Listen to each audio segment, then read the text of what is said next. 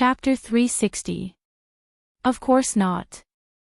As long as you can produce evidence to prove that you didn't do it, no one will make things difficult for you, said Rongjin. Chu Liuyue's lips curved up slightly. This means that I have to find a way to prove my innocence to clear my name when others slander me and pour dirty water on me. However, I don't know how to prove something that I didn't do. Rongjin was speechless. Actually, if he wasn't worried about his and his mother's future situation, he wouldn't want to force Chu Liyue like this. After all, Rongjin's disappearance had already been exposed, and his father definitely knew about Simang's existence. According to his understanding of his father, the latter point might be more serious than the former.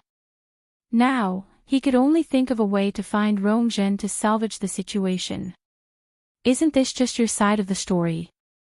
I can't believe it completely either. If you're not guilty, follow me back to the Imperial city now. Clarify things in front of father and mother personally. As he spoke, he reached out to pull Chu Liyue. Chu Liyue moved her feet lightly and easily avoided his actions. Rongjin was stunned. Chu Liyue's cultivation level was lower than his, but she was clearly stronger than him now. This made him feel even worse, and he felt an indescribable sense of suffocation. When he was with Situ Xingchen, he didn't feel this way. Thinking of this, he became a little impatient. Why? Are you guilty? Before Chu Liyue could speak, Qinghan said coldly, "You've already left the library." "Anyway, you've already left the library. Isn't it just nice to go back with Rongjin?" Rongjin was secretly shocked. Chu Liyue actually only stayed here for such a short period of time. But if that's the case, it's even better. The few of them focused their gazes on Chu Liyue, clearly wanting her to agree to this suggestion. Chu Liyue's gaze turned cold. She hated it when people forced her to do things, especially when this person was someone she detested. What if I don't agree? Once she said that, the surrounding atmosphere instantly froze. Country Yao Qin, Imperial Study. Rongqi stood outside the door, looking anxious.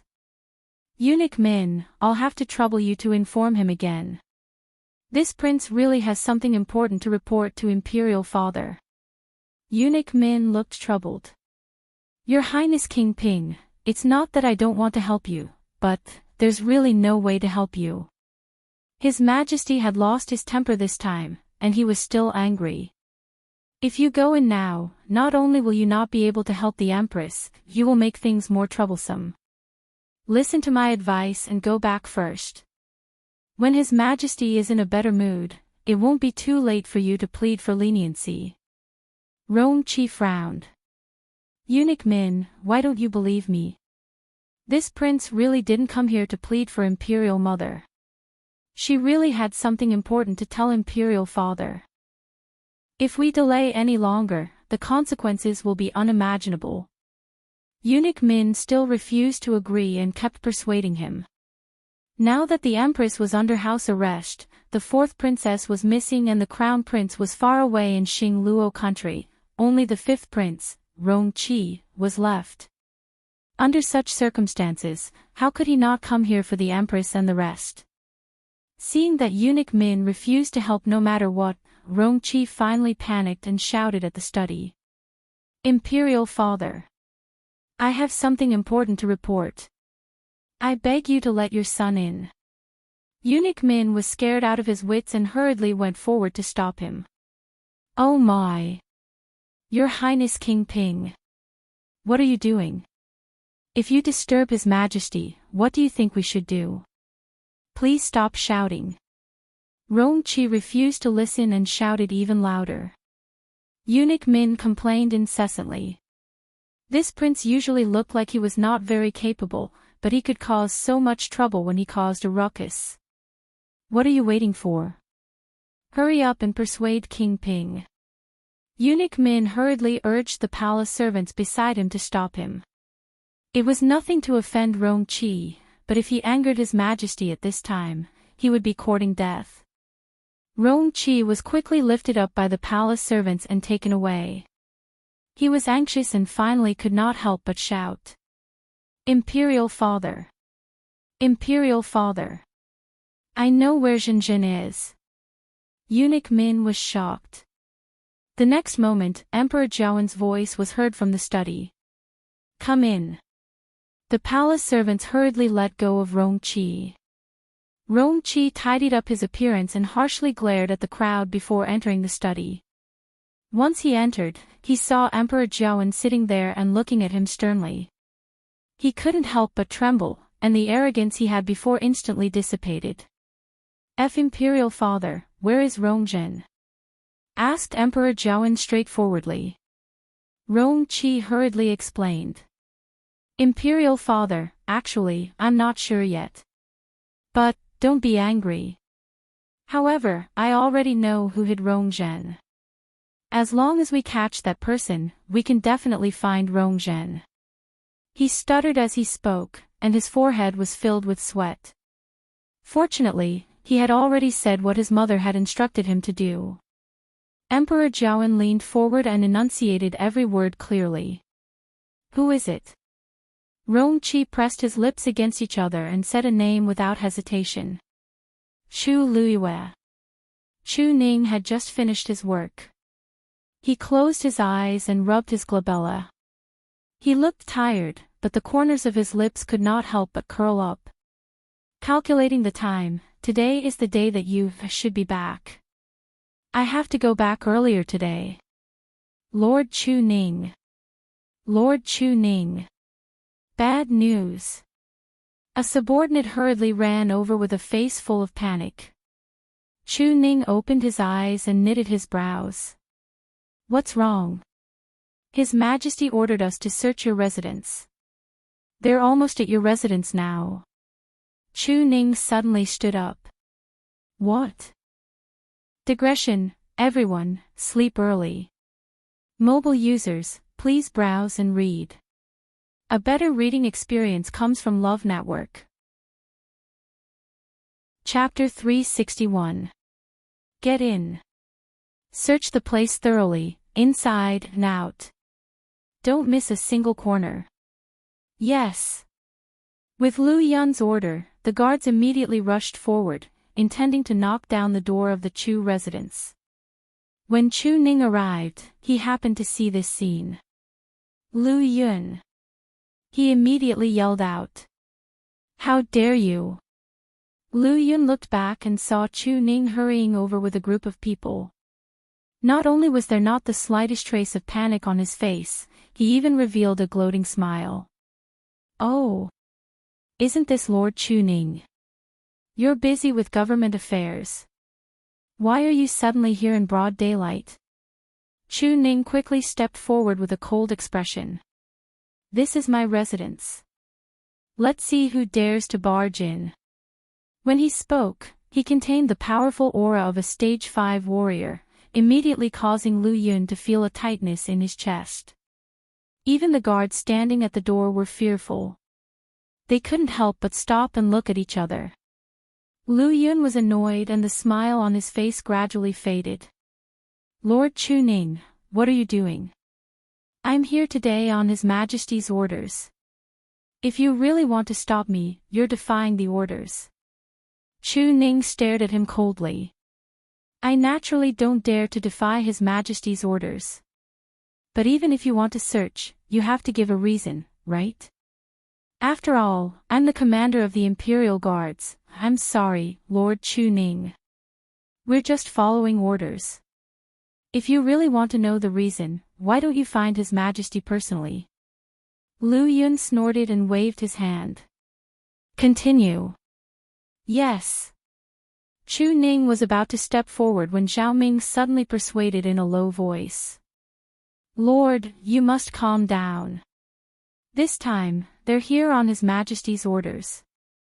If this matter blows up, it won't do you any good. His Majesty might even think that Chu Ning was defying the orders. Chu Ning took a deep breath and suppressed his anger. All right. Since that's the case, I'll see what you can find. He had never done anything wrong, so naturally, he wasn't afraid of this. But, why did His Majesty suddenly act like this? Lu Yun saw Chu Ning lowering his head and felt smug. During this period of time, Lu Yao had been harmed miserably by the Chu family. The worst ones were Chu Ning and Chu Luyue.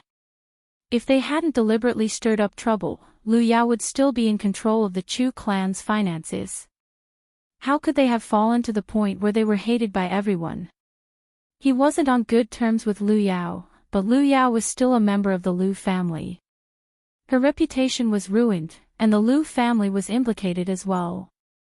More importantly, she still had to go back and ask the Lu family for money to fill those holes. He was dissatisfied with Lu Yao, and even more resentful of Chu Ning and his daughter. Now that he had a chance to deal with them, he would definitely not miss it. Dong! The door was slammed open. Numerous guards swarmed in. Lu Yun flashed a provocative smile at Chu Ning, then stepped inside. Chu Ning frowned and followed closely behind. The group of people had already spread out, quickly and violently searching the courtyard and rooms. Lu Yun stood in the middle of the courtyard, hands behind his back, issuing orders without pause. That room. Go in and look for it. And the one next to him. We've searched thoroughly. Did someone go to the backyard? If you find anything out of the ordinary, report it immediately. Chu Ning was standing not far away. She clearly saw those people throwing out many things from his bedroom. Mattresses, bookshelves, clothes. Even things like tea sets, brushes, and ink were thrown on the ground outside. Many things were broken, and the floor was in a mess. Lu Yun turned around to look at Chu Ning. When he saw the latter's ugly expression, he couldn't help but move closer and persuade him proudly. Lord Chu Ning, don't be angry. This is His Majesty's decree. Instead of being angry, why don't you think about what your precious daughter has done? Chu Ning's gaze sharpened as he stared at Lu Yun. What did you say? Lu Yun shrugged nonchalantly. Chu Ning's brows furrowed even tighter. He never thought that this matter had something to do with you, What did you, do for His Majesty to issue such an order? While he was thinking, he suddenly saw those people about to rush into Chu Liyue's room. How dare you! Chu Ning shouted sternly. In a flash, he appeared in front of those people. Lu Yun raised his brows. Oh, Lord Chu Ning, are you really going against His Majesty? Chu Ning's gaze swept across the crowd as he enunciated each word clearly. You can search if you want, but if you dare to damage anything in here, don't blame me for being merciless. His aura was extremely strong, and coupled with his stern voice, it made everyone fearful. Even Lu Yun couldn't help but shudder as he forced himself to speak. Didn't you hear me? Be careful. Chu Ning finally moved aside after hearing his words. Those people no longer had the excitement from before, and they walked in carefully. Chu Ning stood at the door, his gaze like a sharp blade scraping back and forth between them. Lu Yun felt very aggrieved, but he also knew that if he angered Chu Ning, he wouldn't have a good ending. Thus, he could only swallow his anger. When they found something, he would definitely ask His Majesty to punish Chu Ning severely. Chu Ning stared at these people's movements as he kept thinking about why His Majesty suddenly did this. You, went to Tai Yen Academy 10 days ago and hadn't been home during this period. What were they looking for here? Just as Chu Ning was puzzled, someone suddenly shouted from outside, Master, Lord Lu. Found it. Chu Ning was shocked and immediately turned around. He saw a guard suddenly run over from the backyard and quickly rushed to Lu Yun, presenting the item in his hands. Lord Lu. Please take a look. Lu Yun picked up the hairpin and took a closer look. His expression changed, and he sneered at Chu Ning. Lord Chu Ning, the evidence is conclusive. What else do you have to say? Chu Ning quickly walked over. What are you talking about? Lord Chu Ning, why are you acting dumb? Lu Yun raised the hairpin in his hands and sneered. This hairpin is the fourth princess's accessory, but it has now appeared in your backyard. Are you still going to deny it? Chu Ning was stunned for a moment before he suddenly understood.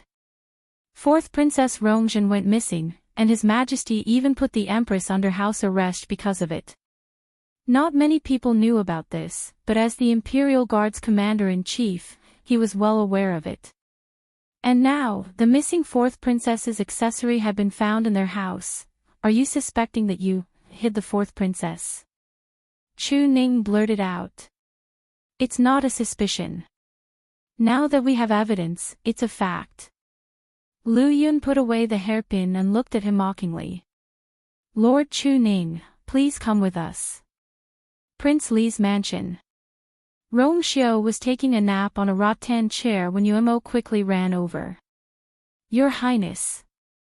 Lord Chu Ning has been arrested. Mobile users, please browse for a better reading experience from Love Network. Chapter 362. Rong Xiao opened his eyes, and there seemed to be ripples in the depths of his eyes. When did this happen? Just an hour ago. Lu Yun brought people to the Chu family to search and found fourth Princess Rongjin's hairpin. They confirmed that Miss Lu Yu hid the fourth princess. As Miss Lu Yu hasn't returned yet, they brought Lord Chu Ning away. They should be in the palace by now. Yuemo quickly explained the situation. He glanced at his master's expression and asked tentatively, what's the matter? Master, what do you think we should do now? Rong Xiao's thin red lips curved up into a perfect arc with some laziness. However, the corners of his eyes and brows were cold like the chill of spring. They sure know how to choose the time. Yuemo was dazed before he reacted. Now that Chu Luyue isn't in the Imperial City, they'll definitely interrogate Chu Ning. In addition, they found the so-called evidence, so they'll be even more confident. Chu Ning might suffer a lot. Now that Mu Qinghe is still in the Imperial City, even if Chu Luyue comes back, they won't dare to do anything to him.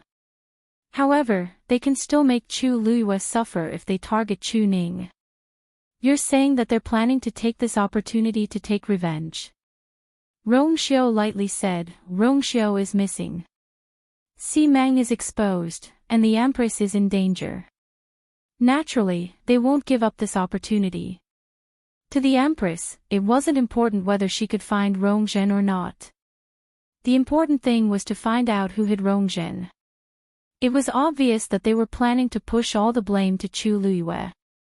This way, part of Emperor Jiawen's anger would definitely be transferred to Chu Luyue.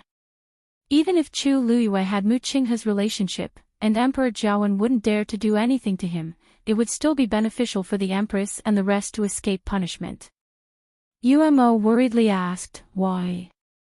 In that case, aren't they planning to bite Ms. Luyue and Lord Chu Ning to death? Rong Xiao's smile turned cold. That's why there's that hairpin. Yuemo sucked in a cold breath. You're saying, roar. A low and angry roar was suddenly heard. Yuemo looked up and saw a strong white lion suddenly appear in front of him. It was Xue Xue. There was a fire in its icy blue eyes. Rong Xiao glanced at it, and Xue Xue walked over and lay beside his feet. Since the Empress wants to make a fuss, let's let her. Fourth princess must be lonely and scared recently. You should go and play with her later. Rong Xiao's voice was as cold and low as usual. His last syllable was slightly raised with a hint of laziness. Xue of mastered, Xue. Xue licked its claws unwillingly. That Rongzhen was dirty, smelly, and only knew how to squeak. It really hated her. Unfortunately, it didn't dare to disobey its master's orders. Sigh, I miss someone so much. Thinking of this, Xue lifted her head and looked at Rong Xiao. Rong Xiao glanced at it. No. Shueishue's huge head shook and moved closer, as if trying to act cute. Rong Xiao's voice was slightly cold. She played with you for a long time last time, right? Seems like you think it's too much. Shueishue's body stiffened. He had actually been discovered. Didn't it just let Chu Luiyue accompany it in the forest for a while? It had not seen her for a long time. Shueishue stood up and left resentfully. Umo glanced at it and actually felt that its huge and muscular back revealed a trace of sadness. He coughed and retracted his gaze.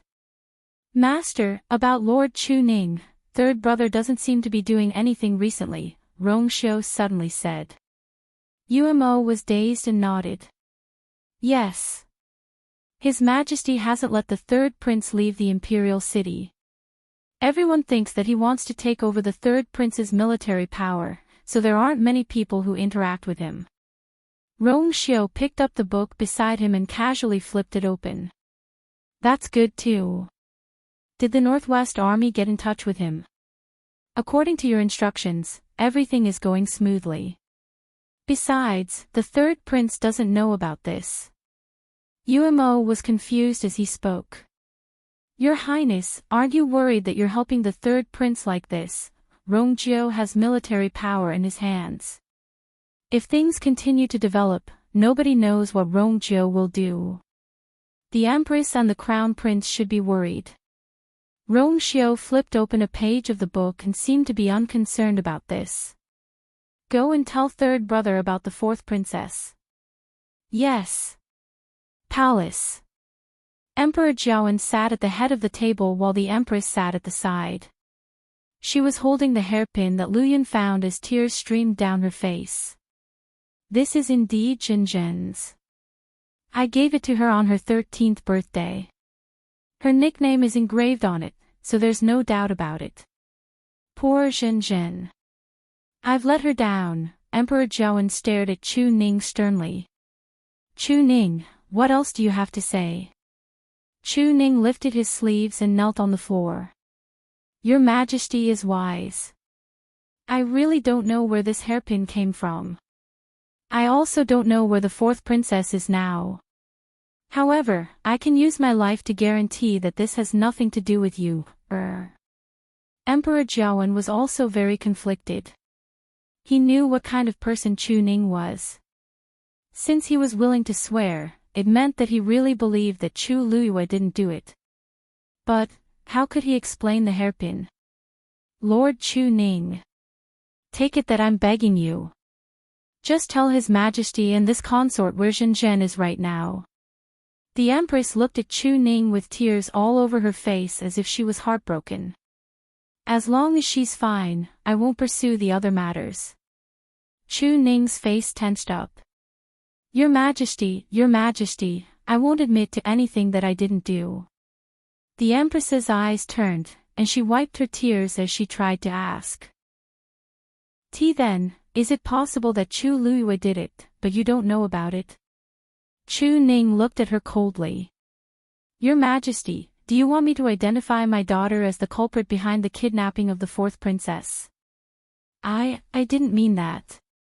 Jinzhen has been missing for a few days, and His Majesty and I are very worried.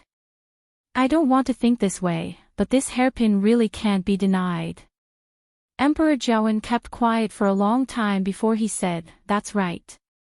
Why don't we wait for Chu Luiyue to come back from Tai Yan Academy before we interrogate him together? The Empress quickly gave Rong Qi, who was at the side, a look. Rong Qi immediately said, Father. You mustn't. If Chu Luiyue really did it, then Lord Chu Ning will definitely find a way to cover it up. Why don't we lock him up first and interrogate him strictly? This way, we won't have to be afraid that Chu Luiyue won't tell the truth when he comes back. Emperor Jiawen knitted his brows. The Empress immediately scolded him. Rong Qi. How can you treat Lord Chu Ning like this before the verdict is out? Rong Qi said aggrievedly, I'm doing this for Jinzhen. Emperor Jiawen thought for a long time and finally said, Guards. Lock tuning up. Mobile users, please browse and read. A better reading experience comes from Love Network. Chapter 363. Your Majesty. The third prince wishes to see you. The announcement was suddenly heard. Everyone in the palace was shocked. Emperor Zhaoan knitted his brows. Tell him that I'm busy and ask him to wait in the Imperial study. Eunuch Min wiped the sweat off his forehead. Your Majesty, the third prince said that he must see you immediately. Emperor Zhaoan's face turned even uglier as he slammed the table. He's getting more and more brazen. The matters in the past 2 days had already made him very frustrated, and he didn't expect Rongzhou to join in the fun. Rongzhou has always been well behaved in the Imperial city. Why is he suddenly like this? Eunuch Min shuddered and wanted to cry. Your Majesty, the third prince said that he came today because of the fourth princess. Oh.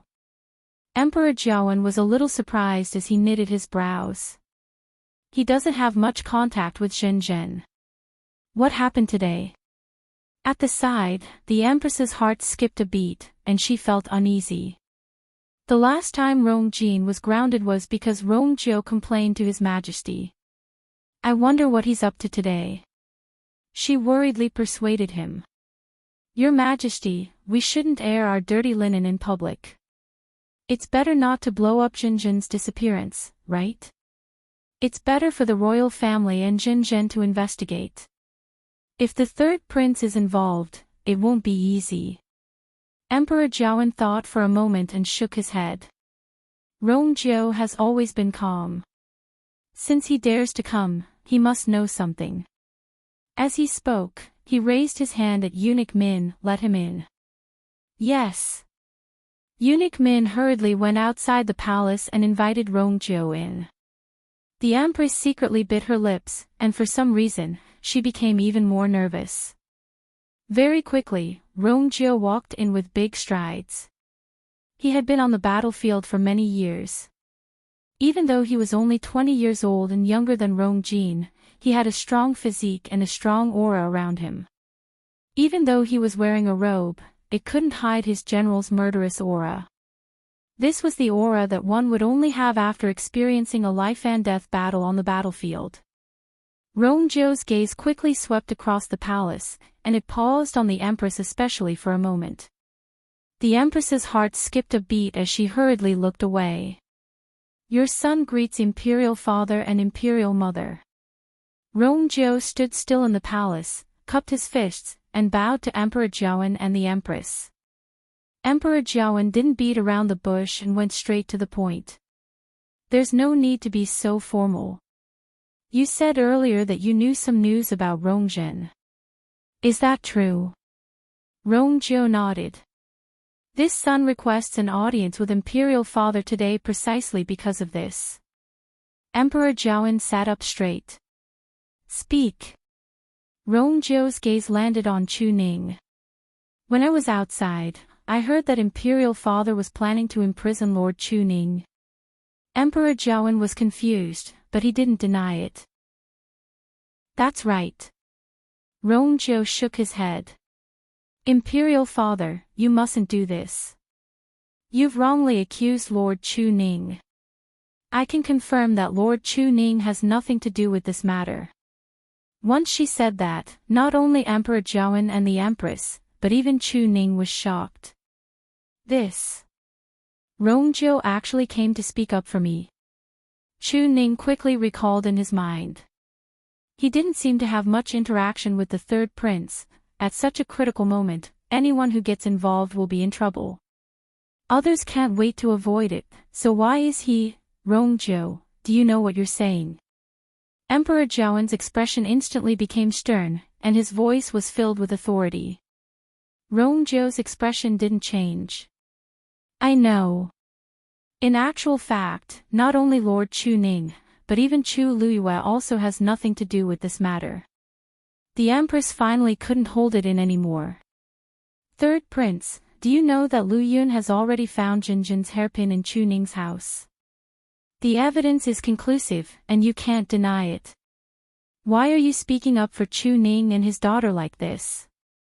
Rongjiu revealed a meaningful smile as he looked at the Empress and slowly said, Her Majesty, did Rongzhen really drop that hairpin in Lord Chu Ning's house? The Empress's heart skipped a beat. What did you say? I heard that Lord Lu Yun brought people to search back then, and Lord Chu Ning's family. Everyone knows that after severing ties with the Chu family, Lord Chu Ning and Chu Luyue have been living in a new mansion. They didn't even hire any servants. During the search, only Lord Chu Ning was there. If someone purposely brought this hairpin over and lied about finding it there, who would discover it?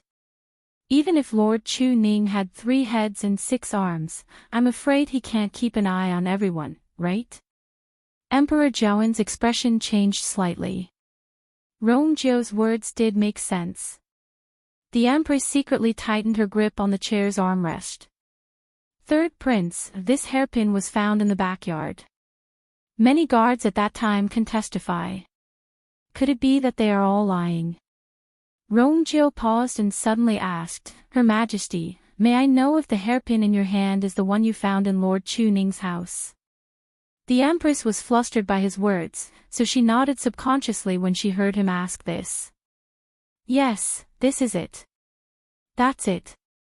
Rongjiu's expression became even more thought-provoking. This hairpin is exquisite and very eye-catching. Even if I'm standing here, I can still see it from such a distance. I wonder if Lord Chu Ning and Chu Luyue are blind. That's why they couldn't see this hairpin and purposely left it in the yard. The Empress retorted in a panic, perhaps Chu Luyue was too flustered back then, so she didn't notice it. After all, the yard is very big. She can't see every corner. Her Majesty, you said that this hairpin was found in the backyard, and many guards saw it with their own eyes. Why are you talking about corners now? Rongjiu's nonchalant words made the Empress stop talking. The entire palace suddenly fell into dead silence. Chu Ning's expression turned serious. Your Majesty, I was in the front yard back then, and the guards were in the backyard. I really didn't see them find the hairpin. Emperor Zhaoen stared at the Empress, and his gaze gradually turned cold. Empress, what else do you want to say? I just made a slip of the tongue. The Empress hurriedly knelt down. Your Majesty, I've been in the palace all this while and never went out. I also didn't see this scene back then, so I naturally don't know what happened. I just made a slip of the tongue. Rongjiu lightly glanced at her in a seemingly smiling manner. Her Majesty, it seems like this matter really has nothing to do with you. Of course not. Shenzhen is my daughter.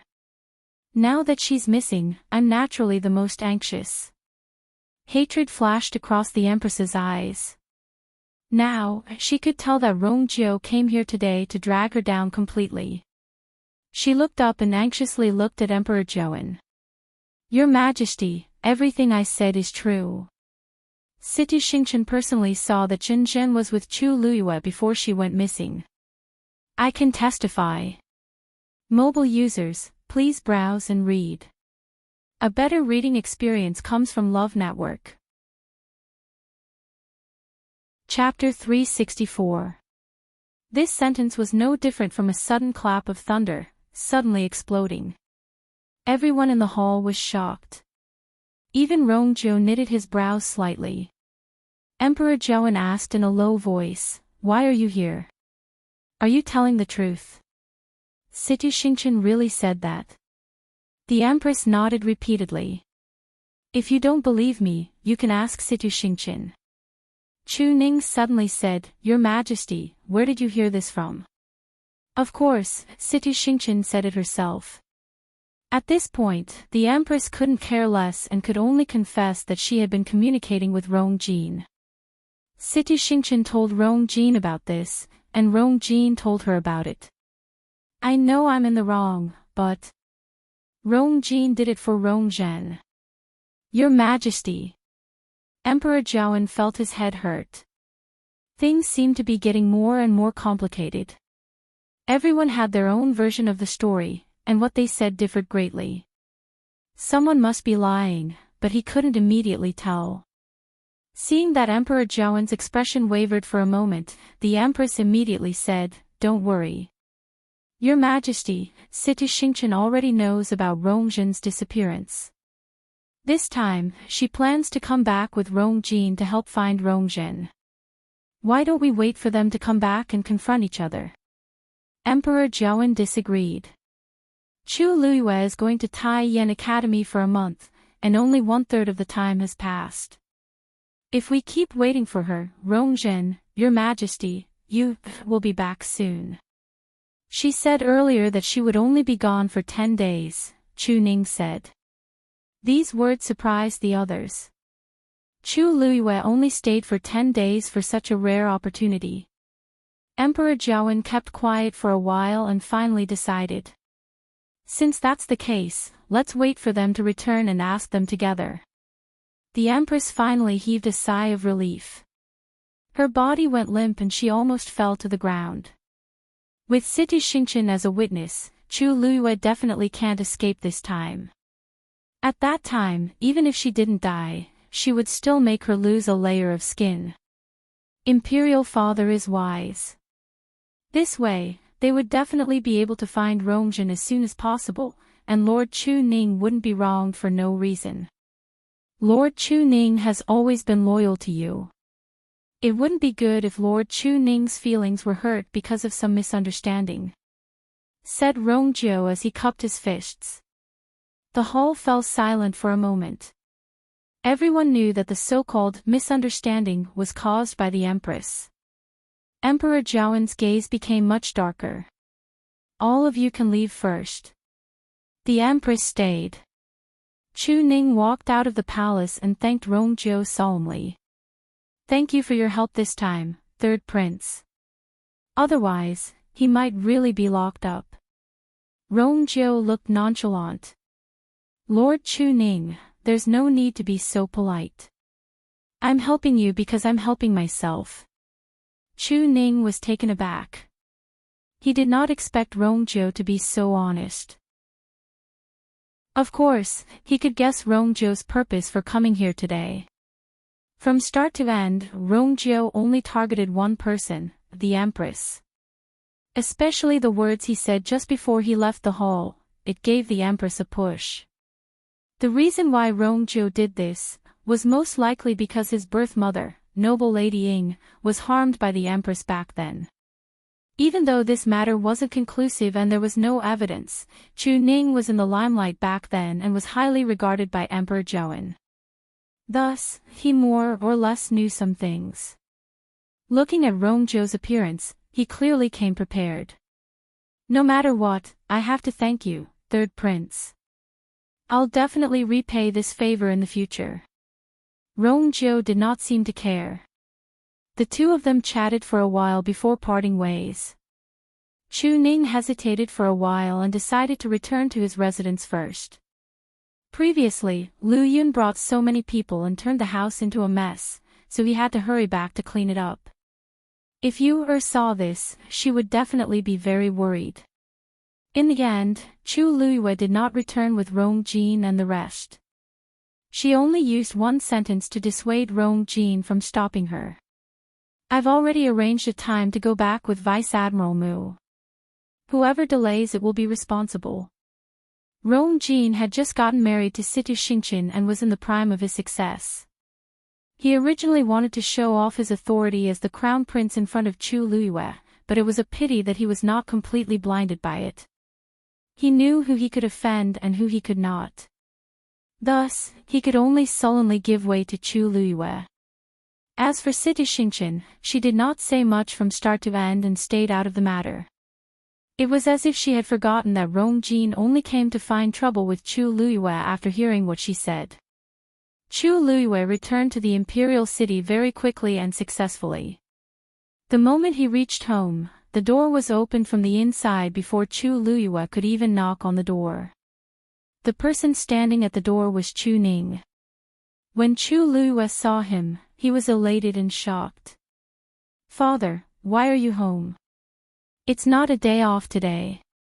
Chu Ning first sized her up and made sure that she was fine before he heaved a sigh of relief. It's good that you're back safely. I have something to ask you. The father-daughter duo returned to the house together. Chu Ning told Chu Luiyue everything that happened previously. Does the fourth princess's disappearance have anything to do with you? Asked Chu Ning uncertainly. Chu Luiyue smiled, and his eyes curved into crescents. Didn't you say it in front of His Majesty? You said that you believed that I didn't do it. Since you said so, this naturally has nothing to do with me. Chu Ning then heaved a sigh of relief. That's good, that's good. I heard from the Empress that Situ Xingchen saw you with Rongzhen, so I was a little worried. With Situ Xingchen's status, her words carried a lot of weight. He believed in his daughter, but the development of the matter seemed to be a little out of control. Chu Luiyue smiled nonchalantly. I know about this. Before I came back, Rongjin wanted me to take responsibility for Rongzhen's disappearance because he heard Situ Xingchen talk about this. Chu Ning knitted his brows. Situ Xingchen has no feud with us, so why did she say all this? Chu Liuyue's eyes sparkled. She probably saw wrongly. Chu Ning didn't quite believe it. What kind of person is Situ Xingchen? She definitely knows what kind of effect these words will have if she says them. This will most likely harm you, If she really saw wrongly, she shouldn't have made such a big fuss without confirming it. This really doesn't fit the image of Situ Xingchen in the rumors. This Situ Xingchen is a little strange, muttered Chu Ning. Chu Luiyue didn't want him to worry, so he patted his arm and smiled. Father, don't worry. I know what I'm doing and won't let anyone bully me. Chu Ning's worry didn't completely disappear because of this. But His Majesty said that he wants you to confront each other when you come back. What should we do? If Situ Xingchen insists that you, did it, Chu Liuyue's lips curved up slightly. My pleasure. Digression, she felt hungry as she wrote, so she ran to wolf down another bowl of noodles. Writing is really tiring. Mobile users, please browse and read.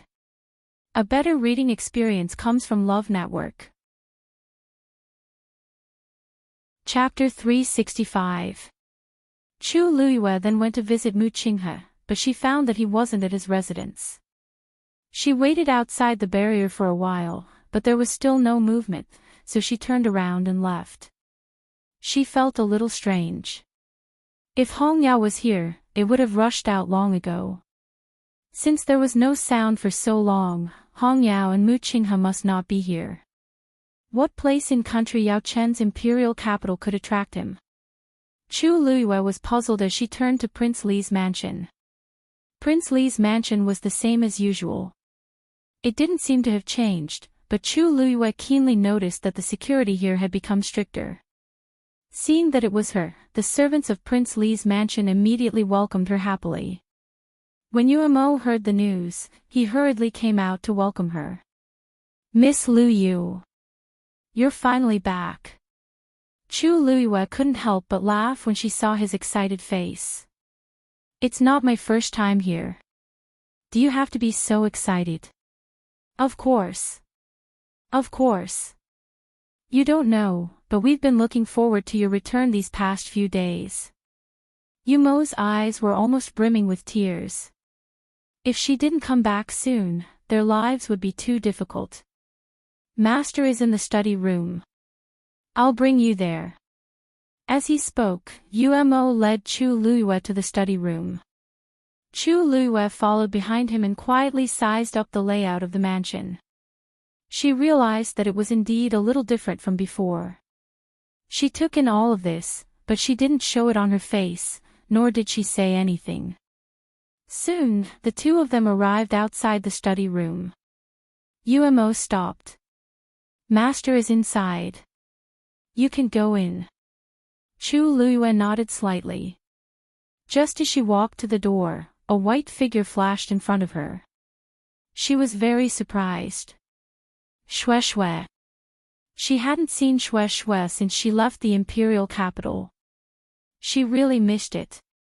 Shue Shue looked at her with its tail wagging, its eyes filled with joy. It was obviously very happy about her return. It jumped twice on the spot and couldn't help but run 2 laps around Chu Luiyue. Chu Luiyue chuckled. All right, I know what you want. As she spoke, she stretched out her hand, intending to pat Shue Shue's head. Shue Shue obediently moved its huge head closer. Whoosh! Chu Luiyue's hand was halfway out when a red shadow flashed in front of his eyes. Immediately, he felt something extra on the back of his hand. She looked over and saw that it was Dumpling. At this moment, it was hugging her wrist. Its round eyes looked at her innocently and sadly, as if it was complaining about something. Chu Luiyue glanced at his hand. Very good. He was already completely occupied by Dumpling. It was impossible for him to touch Shue Shue anymore. Shue Shue growled. Just as she was about to charge forward, she suddenly heard a cough coming from the room. Shue immediately moved to the side obediently and looked straight ahead, as if nothing had happened before. Dumpling turned around and gave it a look of disdain. Chu Luiyue was speechless. She looked at the door of the study and walked forward. Creak, the door of the study opened. Chu Luiyue saw Rongxiu sitting behind the table. He was wearing a black cloak and his face was a little pale. There was a cup of hot tea beside him and a book in his hand. He just sat there quietly, and there seemed to be an indescribable aura lingering around him. He was gentle and calm, like a gentleman. Hearing the sound of the door being pushed open, he raised his head. The moment he lifted his eyelids, there seemed to be countless stars flickering in his deep and clear eyes. This time, it was completely different from the previous time. Those eyes seemed to be able to contain everything in the world, but they were also high and mighty. Noble and lazy, looking down on the world. The moment their eyes met, Chu Luiyue could clearly hear her heart beating violently. The blood in her eardrums surged and seemed to be buzzing. Rongxiu's lips curved. You're back. Chu Luiyue nodded slightly. Yes. Rongxiu raised his sword-like eyebrows slightly. The door behind Chu Luiyue was suddenly closed. The dazzling sunlight was blocked outside the door. Rongxiu opened his mouth, and his voice was as cold as jade striking against each other. I thought you wouldn't have time to come until tomorrow. Chu Luiyue was stunned. Then, an incredible idea came to her mind. Rongxiu was jealous. Based on his means and strength, she was probably already under his control from the moment she returned to the capital. However, she first went to see her father, then went to visit Mu Qinghe, and finally came to Prince Li's mansion. Rongxiu seemed to be unhappy because of this. Chu Luiyue couldn't help laughing. How could I? Rongxiu's eyes moved slightly, but he didn't say anything. Chu Luiyue approached him step by step. Until there was only a table between them, she bent down, put her hands on the table, and approached Rongxiu. The two were so close that they could almost hear each other's breathing. Chu Luiyue could even smell the familiar cold fragrance on him. Her heart beat faster, but her eyes were as bright as the Milky Way. The reason why I came to see you last is because, she didn't finish her words, but suddenly leaned closer and kissed Rongxiu's lips. It was cool and hot, slow and urgent. Rongxiu didn't seem to expect Chu Luiyue to suddenly do this, and he was stunned for a moment. Chu Luiyue whispered softly, and her voice was broken between her lips and teeth. That's the answer. Of course, she missed him and wanted to come back to see him as soon as possible. But there were some things that needed to be dealt with first. Otherwise, the two of them would only meet for a short time, and she would have to busy herself with other things.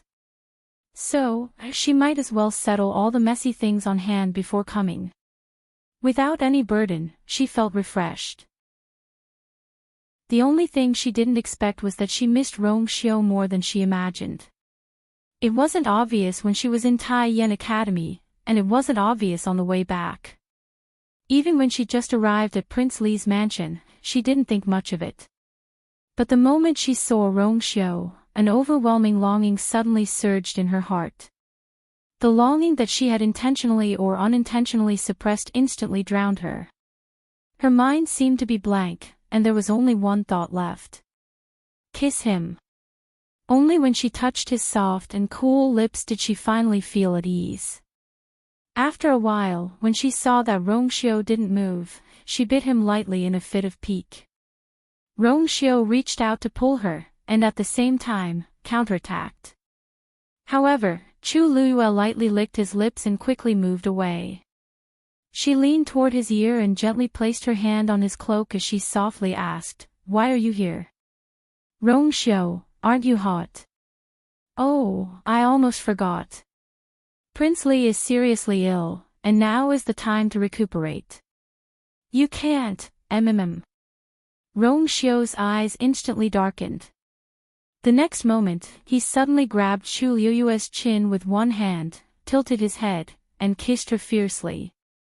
If he could still tolerate this situation, he would really be sick. Mobile users, please browse for a better reading experience from Love Network. Chapter 366. After Rongxiu was satisfied, he finally let go of Chu Liyue slowly. He lowered his eyes and looked at the girl's red and slightly swollen lips. He rubbed his fingers affectionately and spoke lazily in a hoarse voice. Looks like you made the right decision." Chu Liyue snapped out of her daze and immediately glared at him. However, her watery eyes didn't have any fierceness. Instead, they looked even more breathtaking. Rongxiu chuckled and kissed her again before finally letting go. "Come here." Chu Liyue walked around the table to his side and leaned over to look at the book he had put aside. "What are you looking at?" Every time she came, Rongxiu seemed to be reading. She glanced at it and saw that it seemed to be a biography. Rongxiu held her slender waist and pulled her into his arms. Chu Liyue leaned against his chest just like that. Rongxiu rubbed her waist with one hand and took the book with the other. "Do you want to read it?" Chu Liyue felt that Rongxiu's hand seemed to have magical powers. He only pressed her waist twice, and a wave of heat spread through her body. She felt as if her entire body had gone limp and relaxed. She relaxed her body and felt that the fatigue she had felt during this period of time seemed to have lessened quite a bit. She took the book and looked up in surprise when she saw the name on it. "You moved out of the academy." She remembered seeing this book in Yifeng Courtyard. Rongxiu didn't find it strange that she remembered, so he nodded nonchalantly. "Mother's things have basically been packed, so there's no need to continue living here." Of course, another important reason was that the person in his arms wouldn't be staying there for too long. Chu Liyue recalled the things he had taken out from Jiuyou Tower and nodded in understanding. She unintentionally flipped open the book and took a look. Rongxiu had been pretending to be sick ever since he returned to the Imperial capital. He rarely stepped out of Prince Li's mansion and basically stayed here. Hence, she was actually quite curious about what Rongxiu usually read. However, Chu Liyue was suddenly stunned with just a glance. It was actually a map.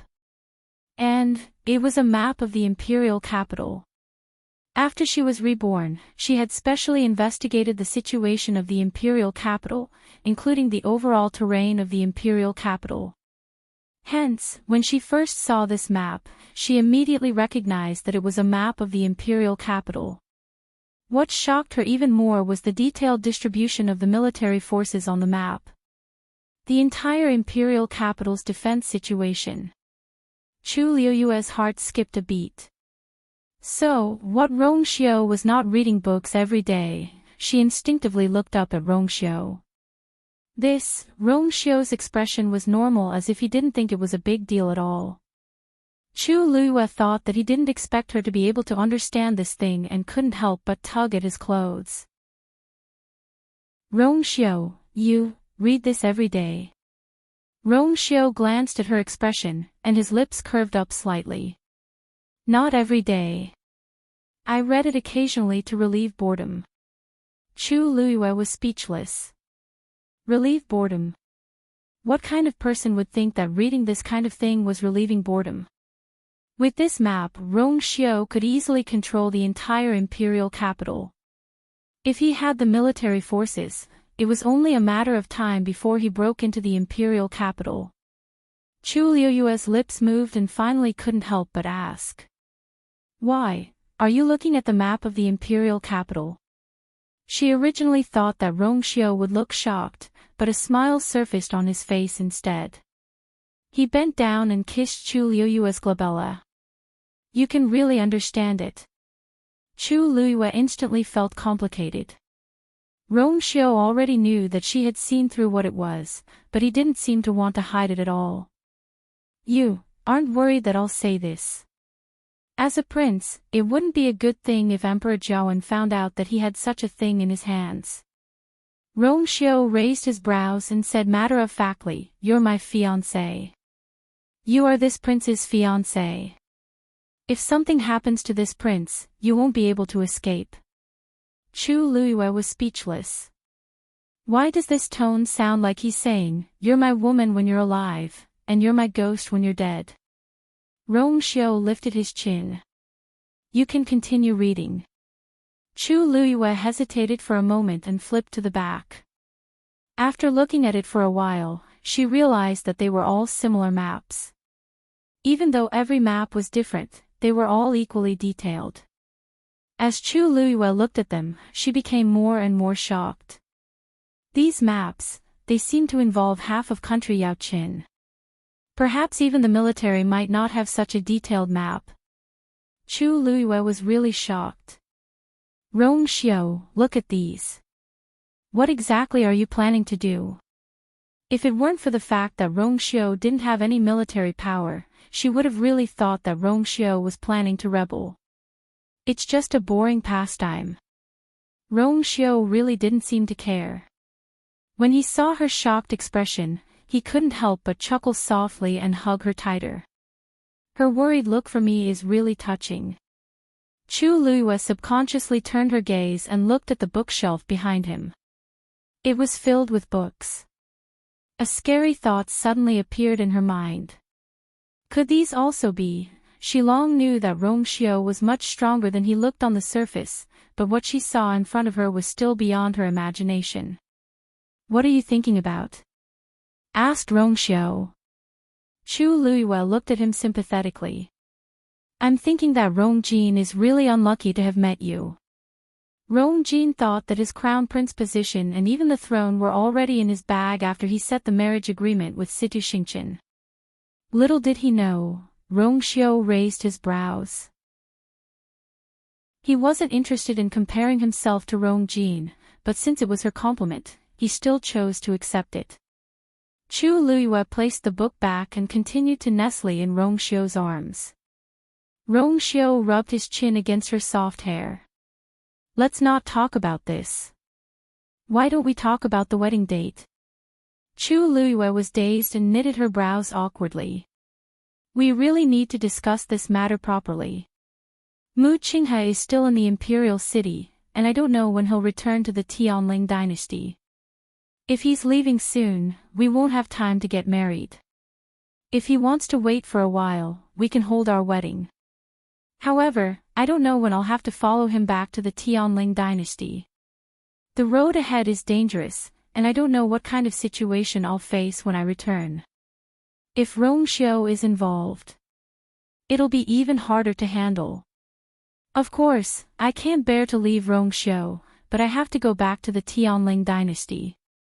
She knitted her brows and thought for a long time. Suddenly, she stood up and left Rongxiu's arms. She sat opposite him with a serious expression. Rongxiu, I have something to tell you. Rong Xiao looked at her with deep eyes. I'm all ears. The next day, Rong Jin and Situ Xingchen finally returned to the Imperial city. Chu Luiyue was sitting cross-legged at home. She placed her hands on her knees and absorbed the surrounding heaven and earth force. Suddenly, Eunuch Min's voice came from outside the door. Lord Chu Ning, Miss Lu Yu, His Majesty and Her Majesty are waiting in the palace. Please come in. Digression, yesterday, I slept at 3:00 again. I was about to go crazy. A better reading experience comes from the Love Network. Chapter 367. Palace. When Chu Luiyue arrived with Chu Ning, Emperor Zhaoan and the Empress were already waiting in the palace.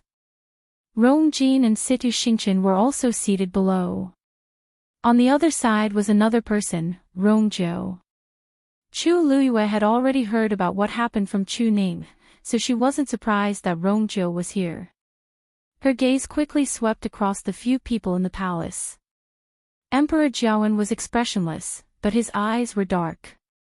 Compared to the last time she saw her, the Empress looked much more haggard, as if she had aged by 10 years. It was obvious that the recent events had tortured her quite a bit. When Rong Jin saw Chu Luiyue, a complicated expression flashed across his face. He was holding a hairpin in his hand. Chu Luiyue guessed that it was the one that they said they found Rongjin in their backyard. Situ Xingchen and Rong Zhou looked calm, and one couldn't tell what was going on. Chu Ning and Chu Luiyue bowed one by one. Emperor Zhaoan told the two of them to sit down. Okay, since everyone is here, let's start.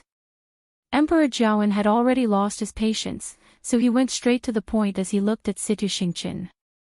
He looked at Situ Xingchen and asked, Xingchen, you previously said that you saw Lu Yu and Jinjin together. Is that true? Situ Xingchen stood up and bowed.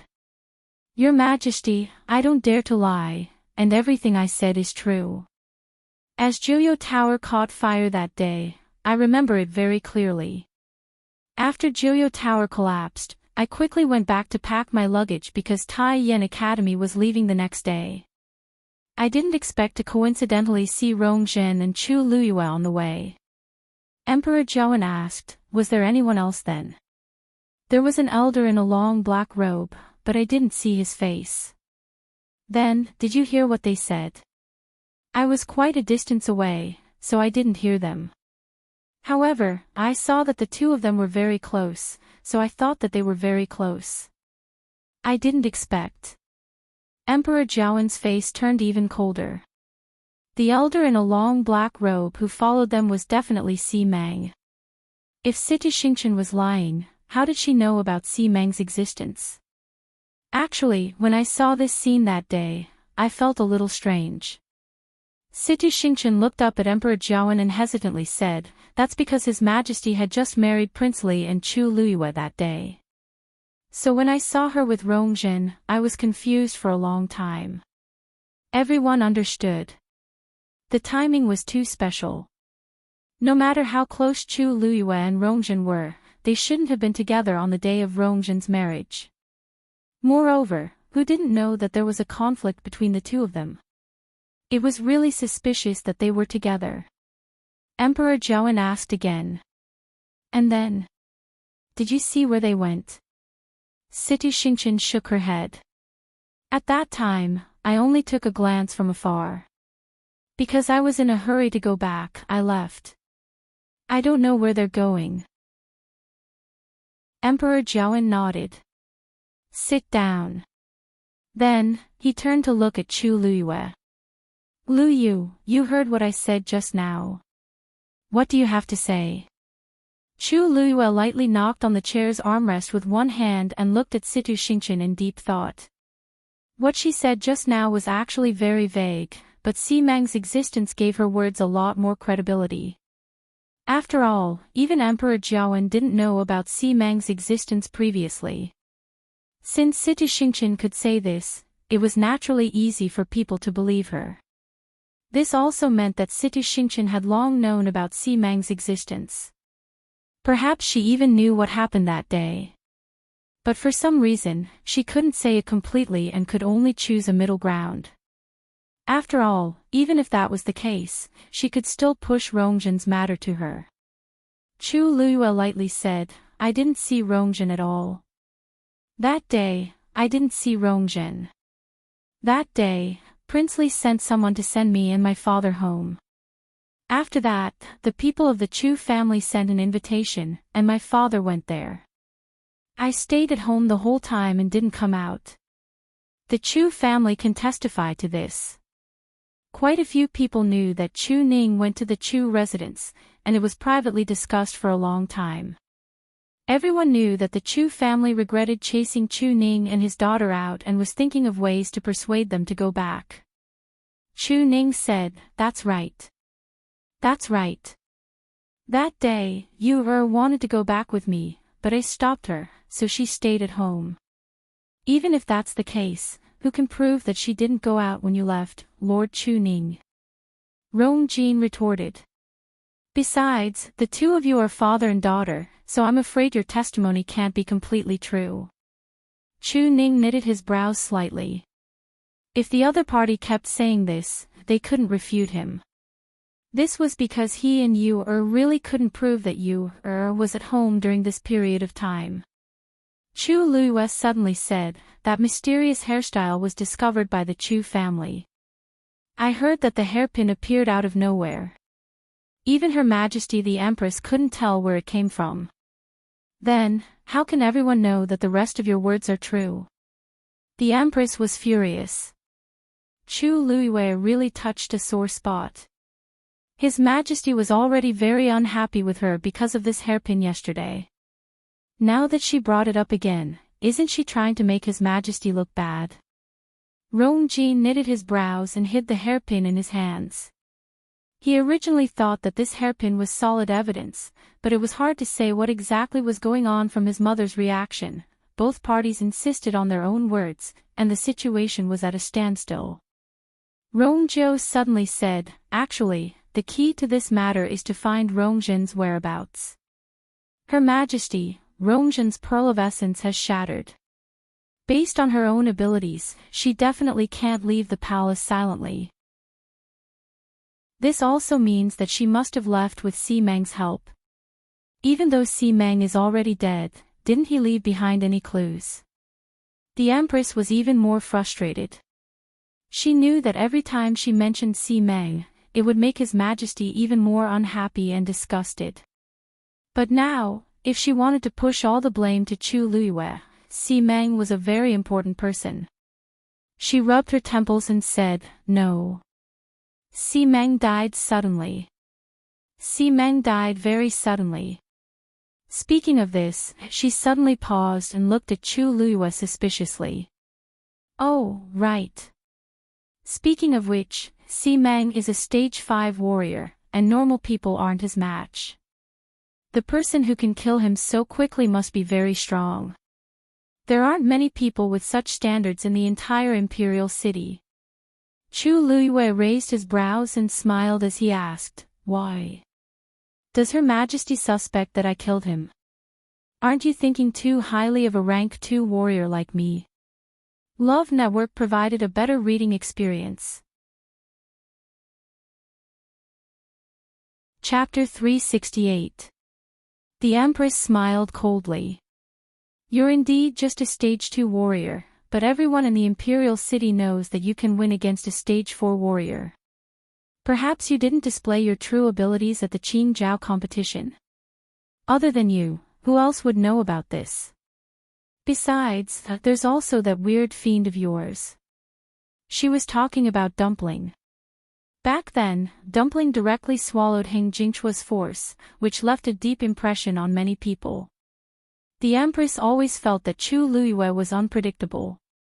Previously, Rongjin had mentioned that Chu Luiyue went from a useless person to a genius that everyone envied because she met with a fortuitous encounter. Perhaps Si Meng was really killed by her or the person behind her. Also, you also went up to the 6th floor of Jiuyo Tower previously. How do you explain this? The more the Empress spoke, the more certain she sounded. Emperor Jiaoan and the rest's expressions gradually changed. The Empress's words sounded ridiculous at first, but upon closer thought, it wasn't impossible. In the past few months, too many strange things had happened to Chu Luyue. Things that seemed impossible to others seemed to be reasonable when it came to her. As for Si Meng's death, it was hard to say. Chu Luyue was caught between laughter and tears. Thank you for thinking so highly of me, Your Majesty. But if it's really like what you said and I killed Si Meng, why didn't I directly kill the fourth princess as well? Wouldn't everything be over if I did that? The Empress was stumped. Rongjin angrily said. Of course, it's because you're afraid of exposing your identity. As a princess, Rongzhen has something that can help her. Once you force her into a corner, she'll definitely expose your identity and location. Chu Luyue looked at Rongjin as if he were looking at an idiot. Your Highness, let me remind you that Her Majesty just said that I can instantly kill a stage 5 warrior. Do you think that the fourth princess's abilities and reaction are stronger than a stage 5 warrior's? Rongjin was speechless, and his face turned red and white. Si Meng must be by Rongzhen's side. If Chu Luyue could kill Si Meng, it would be even easier to kill Rongzhen. She could definitely solve everything before Rongzhen sent out a distress signal. The Empress's face turned even uglier. She was the only one who knew that the item Rongzhen was asking for help wasn't with her but with Si Meng.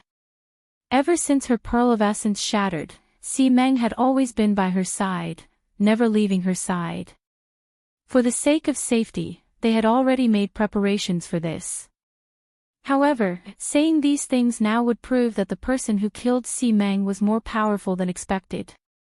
Instead, it would make His Majesty even more disgusted. Rongjin looked at Situ Xingqian at the side awkwardly and softly said, Don't worry. Xingqian, what do we do now? Situ Xingqian sneered in her heart, and her hatred for Rongjin increased. Rongjin was even more brainless than she expected.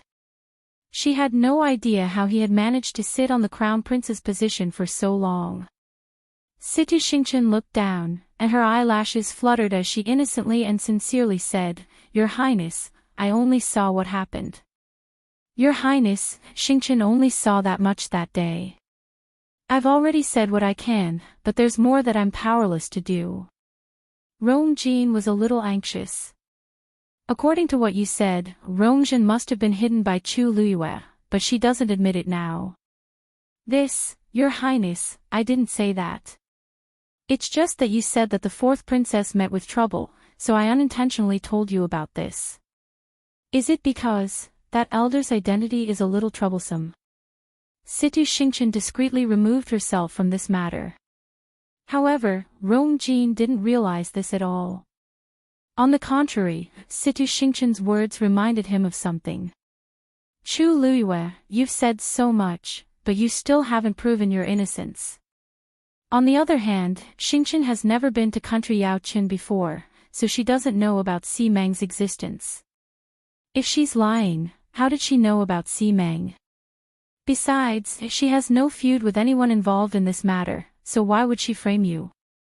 On the other hand, Rongzhen offended you before, so you probably want to use this chance to take revenge, right? Chu Liyue's gaze landed on Situ Xingqian, and he smiled meaningfully. Your Highness, you're right, but I really don't understand. Eldest Princess Situ and I have never interacted before, and we don't have any feud. I really don't know why Eldest Princess Situ would frame me like this. Situ Xingqian looked at Chu Liyue calmly, and her expression was as gentle and generous as usual. Miss Chu, I didn't frame you. From the start to the end, I just said what I saw and heard. Chu Liyue's eyes turned, and her gaze landed on Situ Xingqian's sleeves. When she saw Situ Xingqian again at Tai Yan Academy, she realized that Situ Xingqian had changed her clothes, and the cloud pattern on her sleeves was gone. When she looked at it again today, it was still the same. Chu Liyue didn't believe that Situ Xingqian didn't know that Rongxiu had burned most of his clothes that day. If she didn't feel that she was greatly humiliated, she wouldn't be like this. It was obvious that eldest Princess Situ had shifted her anger onto Lin Mingya. The Empress took the chance to say, "Your Majesty, Xingqian's words are indeed more trustworthy." On the other hand, Chu Luiyue still doesn't have any evidence to prove where she was that day. From what I see, we won't be able to get anything out of her if this continues. Why don't we lock her up and order someone to interrogate her carefully? We might be able to come up with a different conclusion. The palace fell into a temporary silence. The Empress clearly meant that she wanted to torture Chu Luiyue. Chu Ning stood up first. Absolutely not. I definitely can't watch you or be locked up without doing anything. What kind of place is the dungeon? How can you go to such a place? Besides, nobody knows if the Empress's men are inside. Once you goes in, I don't know what she will have to endure. Vice Admiral Mu is still in the Imperial city, and he will bring you to the Tianling dynasty at any time. If we lock you up now, may I ask your Majesty, how are you going to explain this to Vice Admiral Mu? Bringing up Mu Qinghe indeed made the Empress a lot more fearful. Then, what do you think we should do? Are we just going to let it pass like this? At this point, Rongzhou, who had been sitting at the side and keeping quiet, suddenly spoke. Actually, it's very simple. As long as we find Rongjin, the truth will naturally be revealed. The Empress sneered. You make it sound so simple. We still have to ask Chu Luiyue if he's willing to hand Jinjin over. Rongzhou's expression became strange as he stood up and bowed to Emperor Zhouan solemnly. I'm guilty. Father, please punish me. Emperor Zhouan knitted his brows tightly. Rongzhou, what are you doing? Rongzhou said word by word. I saw the fourth princess a few days ago. Mobile users, please browse the internet for a better reading experience. Chapter 369. His words were like a clap of thunder. The Empress and the rest were dazed and shocked. Even the calm Emperor Zhouan couldn't help but stand up. What did you say? You saw a Rongjin previously. When and where is it? Rongzhou paused and said, You should ask her this question. Perhaps it's more appropriate for you to ask Her Majesty. The moment these words were spoken, everyone present was stunned. The Empress was confused. Rongzhou, what do you mean? Rongzhou slowly said, I know what she means. I believe the Empress is well aware of what I mean. You clearly know where Rongjin is, so why do you have to pretend that you don't and even create such a big show? The Empress was almost confused by Rongzhou's words. Her exquisite brows knitted together as she stared at Rongzhou. She finally realized that Rongzhou was here to go against her this time. Her voice instantly turned cold, and it had the usual sternness of the harem. Rongzhou, do you know what you're saying? Ever since Rongjin went missing, I've been worried day and night. Even now, I'm still worried about her. You have no evidence, so how can you say such things? As she spoke, she turned to look at Emperor Zhouan, and her eyes were filled with anger and sadness. Your Majesty is wise. I really don't know where Rongjin is now. I also don't know where the third prince's words came from. Emperor Zhouan stared at Rongzhou coldly. What do you mean by what you said just now? Rongzhou's gaze swept across the Empress as he lightly said, What do you mean? From the start to the end, this is a lie that the Empress directed and acted out herself. She hid Rongjin and wanted to take the chance to slander Lord Chu Ning and his daughter. Rongzhou's low and powerful voice reverberated in the palace, and it was clear and audible. Chu Liuyue's heart tingled, and he couldn't help but look at Rongzhou. He never expected Rongzhou to say such things. How dare you? After the shock, the Empress finally recovered her senses. She had nowhere to vent her anger, so she couldn't help but curse. What nonsense are you spouting? Rongjiu. Where do you think this place is? Who do you think this consort is? How dare you make such irresponsible remarks? As she spoke, she quickly rushed toward Rongjiu and raised her hand to harshly slap him. This consort must teach you a lesson today. Empress. Emperor Jiawen coldly scolded and immediately nailed the Empress to the ground. She suddenly recovered her senses and frantically turned around to see Emperor Jiawen glaring at her with anger. As the Empress, what are you doing? The Empress suddenly came back to her senses. She had indeed lost her bearing as an Empress. Emperor Jiawen was extremely disappointed in the Empress. Rongjiu only said a few sentences, and the Empress was agitated to this extent. She screamed and insulted him without any grace. She even wanted to hit him in front of him. What was the difference between her and those shrews on the streets? She had completely disgraced the royal family. Sensing Emperor Jiawen's anger, the Empress was afraid and aggrieved. Your Majesty, I know my mistake. But Qinxia didn't do it on purpose. Did you hear what Rongjiu said just now? Even though I'm not his birth mother, I'm still considered his mother. Yet, he slandered me like this. As the Empress spoke, 2 rows of tears fell from her eyes. She clutched her handkerchief tightly with one hand and covered her chest as if she were in extreme pain. When Rongjiu heard the words birth mother, murderous intent flashed across his eyes. It was fine if she didn't mention this, but now that she did, that *tch, the Empress, actually has the cheek to say such things. He lifted his clothes and knelt on the floor with a bang. What I've said is the truth. If there's even half a lie in what I said, may I be struck by lightning. This was a vicious oath. Once this was said, even the Empress, who was busy crying, couldn't help but pause for a moment. Chu Luiyue squinted his eyes and looked at Chu Ning questioningly. Chu Ning slightly shook his head, indicating that he didn't know what was going on. Chu Luiyue retracted his gaze and sized up Rongjiu again. How strange, Rongjiu has never interacted with us, so why does he keep speaking up for us this time? He's even willing to put his life on the line. As a prince, his words carry a lot of weight. As expected, Emperor Jiawen's expression changed. If Rongjiu dares to make such a vicious oath, then what he said is very likely true. Empress, what exactly is going on? Emperor Jiawen had already lost his patience as he angrily asked. The Empress shivered, and her tears flowed even more profusely. I really don't know. Since Her Majesty doesn't want to admit it, then I'll remind you. Do you still remember Heptagon Alley?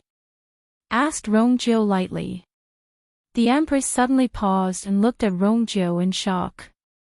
How does he know that place? Emperor Jiawen boomed. If I didn't remember wrongly, Heptagon Alley used to be a very lively place in the Imperial city. However, after a murder happened, it was gradually abandoned. Father, you're wise.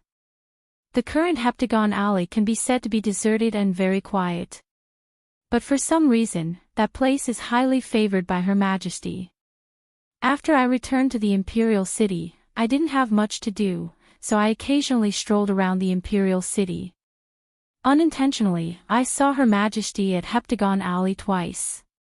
The Empress's heart suddenly sank. Emperor Jiawen glanced at the Empress. Continue. The first time was 1.5 months ago. At that time, I saw Her Majesty from afar, and I thought I saw wrongly. After all, Heptagon Alley was very deserted, and not many people would go there normally. But because I was curious, I waited nearby for a while. After an hour, Her Majesty left. I followed closely behind and wanted to see what exactly was going on. However, I shockingly discovered that there was an extremely strong barrier in Heptagon Alley.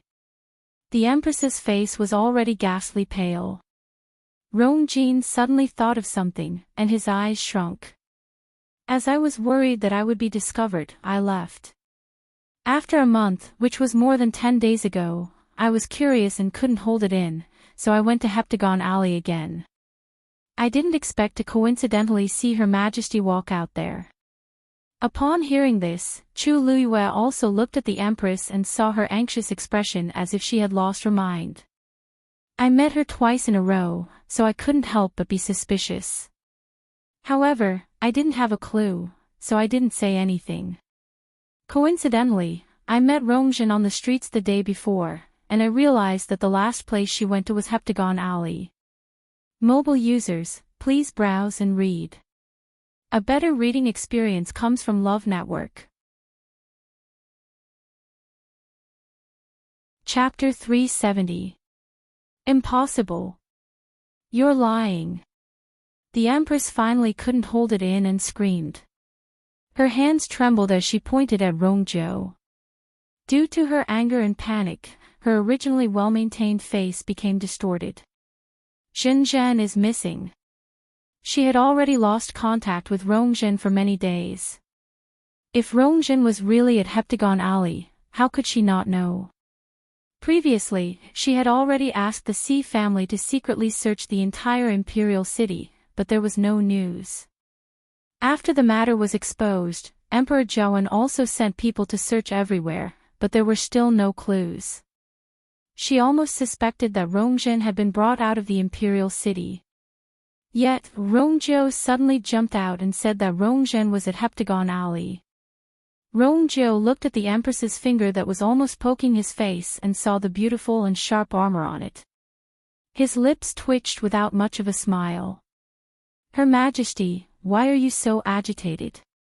Whether it's true or not, we just need to send people to search, and the truth will be revealed. Anyway, Heptagon Alley is in the Imperial city. It won't waste too much time to send people to search. No. The Empress almost instinctively objected. But once she said that, she suddenly realized that something was amiss. Behind her, Emperor Zhaowen's voice was cold. I think this is a good idea. Since Rongzhou said that Rongjin is there, we just need to find her there. If we find her, it proves that Rongzhou is telling the truth. If we don't. Rongzhou, do you know what consequences you will have to bear? Rongzhou looked calm. I know. If Rongjin isn't at Heptagon Alley, I'm willing to never leave the Imperial city again. Emperor Zhaowen was stunned as he didn't expect Rongzhou to make such a request. Actually, during this period, he had been thinking about how to arrange for Rongzhou. Let him return to the Northwest Army. Impossible. That's no different from letting a tiger return to the mountain. Let him stay in the Imperial city. That's not appropriate either. Rongzhou has many military achievements, and he's at his peak. It's too obvious to abruptly remove him from his military position. In actual fact, before this, Emperor Zhaowen had already received many memorials requesting for Rongzhou to return to the Northwest Army. But he had many worries in his heart, so he kept putting this matter aside. But this time, Rongzhou took the initiative to suggest that as long as he didn't find Rongjin in Heptagon Alley, he would stay in the Imperial city forever. On the one hand, Emperor Zhaowen wanted to find Rongjin. On the other hand, he wanted to use this chance to make Rongzhou stay. No matter how he looked at it, it was beneficial to him. Therefore, he agreed to this suggestion without any hesitation. We will go there personally. Get ready, Eunuch Min. The Empress' legs were weak, and she almost knelt on the ground. Your Majesty. Absolutely not. Anyone could tell how guilty the Empress was, and Emperor Zhaowen was no exception. The more this was the case, the more he wanted to go. Empress, I'm just going to find Rongjin. What are your intentions for obstructing me in every possible way? Do you not want me to find Rongjin, or is there another reason? Emperor Zhaowen's voice wasn't loud, but his aura was imposing. Every word was like a sharp knife that harshly stabbed into the Empress's heart. She wanted to stop Emperor Zhaowen from going, but in this situation, she would seem very guilty no matter what she said. Rongjin finally recovered his senses and went forward to support the Empress. Imperial Mother. Why do you have to do this? Wasn't it just an alley? If Imperial Father wants to go, why must you stop him? There was no benefit in going against Imperial Father like this. The Empress glanced at Rongjin weakly, and her tears fell again. What does he know? Chu Luiyue suddenly stood up and said in a soft voice, Your Majesty, we'll go with you. You can get a better reading experience from the Love Network. Chapter 371. Situ Xingchen felt that Chu Luiyue's words were ear-piercing. The look in her eyes changed, and the corners of her mouth curled up, but she quickly pulled it down. When Rongjin saw the bright smile on Chu Luiyue's face, he felt conflicted. Getting engaged with Situ Xingchen was his best choice now. When everything went smoothly, he secretly rejoiced. With Situ Xingchen around, everything would be much easier after that. He originally thought that he didn't care much about Chu Luiyue. After all, Situ Xingchen didn't lose to Chu Luiyue in any aspect.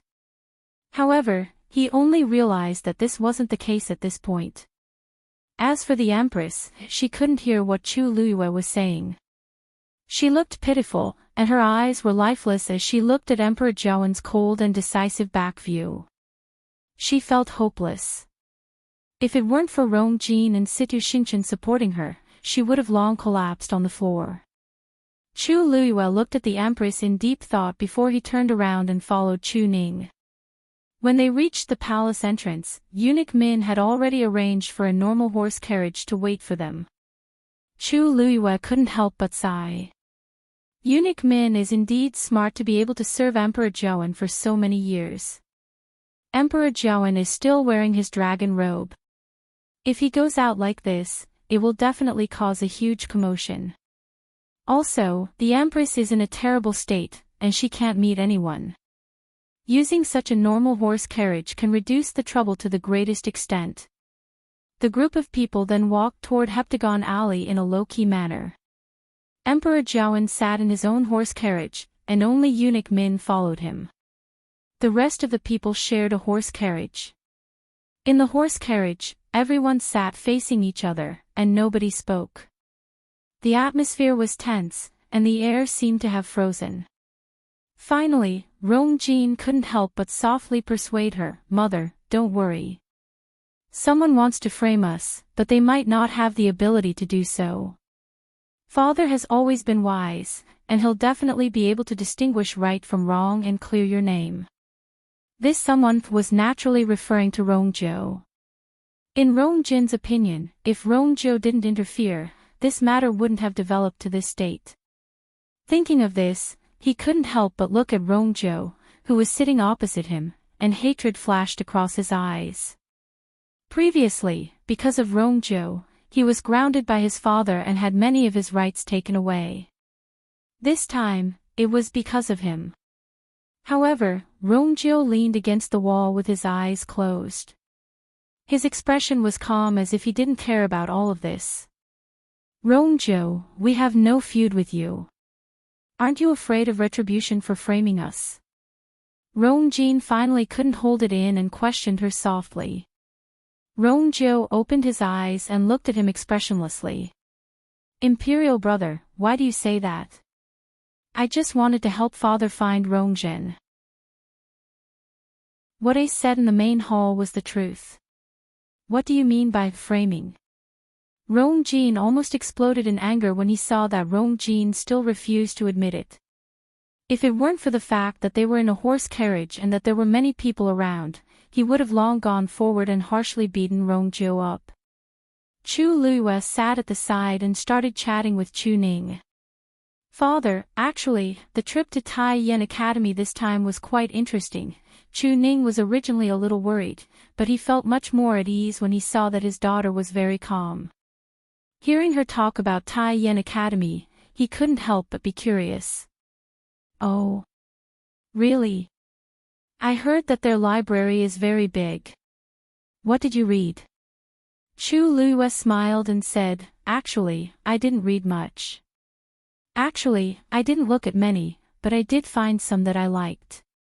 At the side, Situ Xingqian's eyelids harshly twitched. Didn't read much. Chu Luiyue really has the cheek to say this. I clearly remember that not long after Chu Luiyue went in, the records outside were already stacked up. The more hateful thing was that, according to Mentor, she even found an Earth Stage warrior technique. Even though Situ Xingqian had always been studying celestial physician and wasn't very interested in warrior techniques, she still felt very disgusted when she saw that Chu Luiyue had obtained such a treasure. Every word of hers sounded like she was purposely showing off. Situ Xingqian couldn't maintain the smile on her face as she looked down and pretended to be quiet. The Empress gradually regained her senses.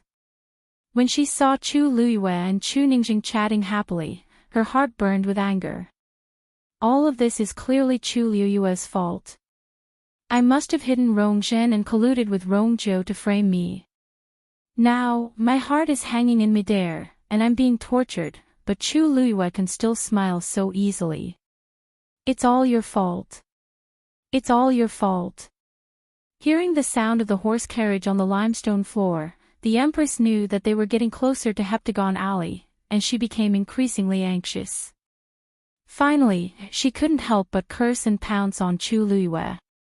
Chu Luiyue had already seen her actions from the corner of his eyes, so he gently dodged and avoided her. Dong! A low sound was heard. The Empress's head directly hit the wall of the horse carriage. Mother! Rongjin and Situ Xingqian didn't manage to pull the Empress back in time. When they heard the sound, it was already too late. The Empress's forehead hurt, and her vision turned black. Mother, are you okay? Rongjin was very anxious as he hurriedly helped the Empress up. Situ Xingqian knitted her brows. Miss Chu, even if you're unhappy with the Empress, you shouldn't do this. During this period of time, the fourth princess went missing, and the Empress was worried. How could she withstand such a collision? Upon hearing this, Rongjin looked at Chu Luiyue with more hatred and anger. Chu Luiyue blinked. Eldest Princess Situ, your words are too interesting. Everyone saw clearly what happened just now. The Empress bumped into me on her own. If I didn't dodge, should I just sit there and wait to be hit? Situ Xingqian seemed to hesitate for a while and said, but you're very strong, and it's easy for you to stop the Empress. In other words, Chu Luiyue did it on purpose. Chu Luiyue laughed. Eldest Princess Situ, the Crown Prince isn't weak either. Are you saying that he's useless and can't hold his mother back? Situ Xingqian was stumped. She didn't expect Chu Luiyue to be so sharp-tongued. Knock, knock, knock. Masters, we're here. Please come down.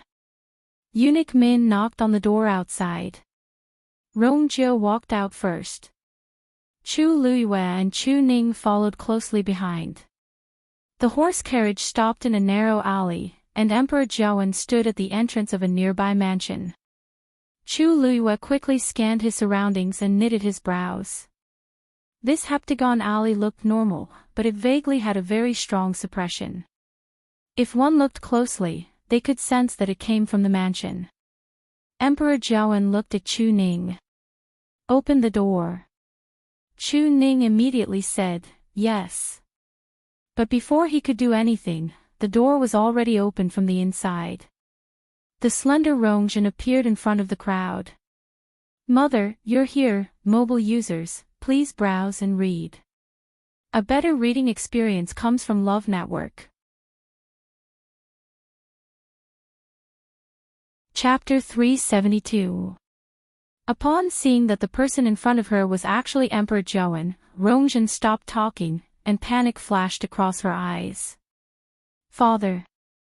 When Emperor Zhaowen saw Rongzhen, he first heaved a sigh of relief in his heart before endless anger overwhelmed him. He suppressed the anger in his heart and asked in a low voice, Zhenzhen, why are you here? Faced with Emperor Joan's questioning, Rongjin actually stuttered and didn't say anything for a while. Chu Luiyue squinted his eyes and turned to look at Rongjin and Situ Xingqian, who had just helped the Empress down the carriage. Her Majesty, Crown Prince, isn't the fourth princess here perfectly fine? Rongjin looked up and saw Rongjin standing at the door. His words were stuck in his throat, and his face turned green and white. At the side, Situ Xingqian's expression also changed. Why is Rongjin here? Didn't Elder Lian Ning say that he personally saw Chu Luiyue being brought to the forest outside the Imperial city by Si Meng? Since Si Meng died in Chu Luiyue's hands, Rongjin should have been hidden by her too. What's the situation now? Rongjin instinctively looked at the Empress. Mother, this, impossible. When the Empress saw Rongjin, her reaction was more intense than anyone else's. She actually broke free from Rongjin and staggered toward Rongjin. Impossible. Jinzhen isn't here. You must be a fake. Her voice was sharp and hoarse, which made people feel very uncomfortable when they heard it. In addition, her face was distorted from shock and fear, which made her look even uglier. Emperor Zhaoan didn't hide the disgust in his eyes. Empress. Not only did you lie to me, but you even don't want to acknowledge your own daughter. You've really disappointed me. No matter what, he had doted on Rongjin for more than 10 years, so he was very sure that the person in front of him was Rongjin. To prove her innocence, the Empress actually lied through her teeth. How crazy! Rongjin seemed to be frightened by the Empress as she nervously took a step back. Mother, what do you mean? I'm Jinzhen. You're not Jinzhen. Aren't you? The Empress glared at Rongjin. Although she was still denying it, her voice was getting softer and softer. This person was indeed Rongjin. A sense of despair gradually filled his heart. Tell me quickly. Was it Chu Luiyue who sent you here? It must be her, right? The Empress was on the verge of breaking down. She looked like a lunatic. Emperor Zhaoan's eyes were cold. Rongjin, say it yourself. What the hell is going on? Rongjin was stunned by the scene before her, and it took her a while to recover her senses. Yes. It was Chu Luiyue who brought me here. Emperor Zhaoan continued asking, when? Rongjin quickly glanced at the Empress and lowered her eyes guiltily. Before Chu Luiyue went to Tai Yan Academy, 4th Princess, you must be joking. How come I didn't know about this? Besides, if I really wanted to imprison you, why would I choose to imprison you here of all places? Chu Luiyue scanned his surroundings. To be honest, this is my first time here. On the other hand, Her Majesty. I heard from the 3rd Prince that you come here quite frequently. What's wrong with me that I have to hide the 4th Princess here? Rongjin instantly panicked. It's you. It's you. You have a grudge against me, so, it should be the 4th Princess who has a grudge against me, right? After all. To be honest, I've never been taken advantage of by you before, so why would I have a grudge against you? Chu Luiyue spoke nonchalantly. Even though his words were unpleasant, everyone present knew that it was the truth. Rongjin previously made things difficult for Chu Luiyue at the palace banquet, but she ended up in an embarrassing state. Later on, her pearl of essence broke, and she became a good-for-nothing. However, Chu Luiyue transformed into a genius that everyone envied. He was even picked by Mu Qinghe and had the chance to go to the Tianling dynasty. If we're talking about jealousy, Rongjin should be the one who can't stand Chu Luiyue. Rongjin was even more embarrassed. Rongjiu lightly said, Father, now you can believe that I'm telling the truth, right? Emperor Zhaoan's face was terrifyingly dark. Rongjin, move aside. I want to see what secrets there are inside. If the Empress secretly comes here often, she can definitely find out something. Rongzhen bit her lips and hesitated for a while, but she refused to move. Father, there's nothing inside. You shouldn't come in. I said, move aside. Hollered Emperor Joan. Rongzhen was so frightened that she shuddered, and her face turned pale. Eunuch Min tried his best to persuade her. Fourth princess, please let me pass. Do you really think that you can stop His Majesty with just you? Things have already reached this stage, yet Rongzhen is still like this. Isn't she just making things difficult for herself? Rongzhen's eyes reddened as she looked at the Empress timidly. Emperor Joan sneered. Why are you looking at her? Are my words not as important as the Empress's? Rongjin immediately went forward and anxiously said, Father. Father. Please don't misunderstand. Rongjin didn't mean it that way. Emperor Joan couldn't be bothered with him as he looked at the Empress deeply. Empress, now that things have reached this stage, are you going to follow me in or continue acting dumb here? The Empress whimpered, and her tears kept falling, looking very pitiful. However, Emperor Joan felt even more disgusted when he saw this. He lifted his foot and walked forward. Chu Ning immediately followed and said, This formation is special. Your Majesty, this barrier is a little special. I'm afraid it's not good to barge in. Why don't you let me break this barrier first? Emperor Joan stood still. Okay. Force gathered in Chu Ning's palm, and a strong suppression gradually spread out. Then, he raised his hand, and a strong force suddenly flew out. Hong! The transparent barrier suffered a powerful impact, and ripples began to form. The terrifying force spread in all directions. Rongzhen, who was standing inside the barrier, was caught off guard and was affected by the force. She moved back a few steps and almost fell to the ground. She finally steadied herself and anxiously turned around as if she was afraid of something. Just as Chu Ning was about to attack again, Rongzhen finally couldn't help but shout. Stop fighting. I'll just open the barrier. Rongzhen. When the Empress heard this, she seemed to be agitated as she immediately screamed. Rongzhen was shocked as she shrunk her shoulders. Mother, father is already here. He'll know sooner or later. As she spoke, her hand trembled as she touched the barrier. Chu Luye focused his gaze. There seemed to be something hidden in Rongzhen's palm. Buzz! With a buzz, the barrier suddenly opened from the middle. Emperor Joan walked forward first. Mother! Rongjin gasped. The crowd turned around and saw that the Empress had suddenly fainted. Chu Luye clicked his tongue. Isn't it a little too late to pretend to faint now? Emperor Joan didn't seem to care as he walked straight in. Chu Luye and Chu Ning followed closely behind. When they saw the scene in the courtyard clearly, even Chu Luye couldn't help but gasp. Mobile users, please browse and read. A better reading experience comes from Love Network. Chapter 373. The courtyard was empty, and only a skeleton was hanging in the middle.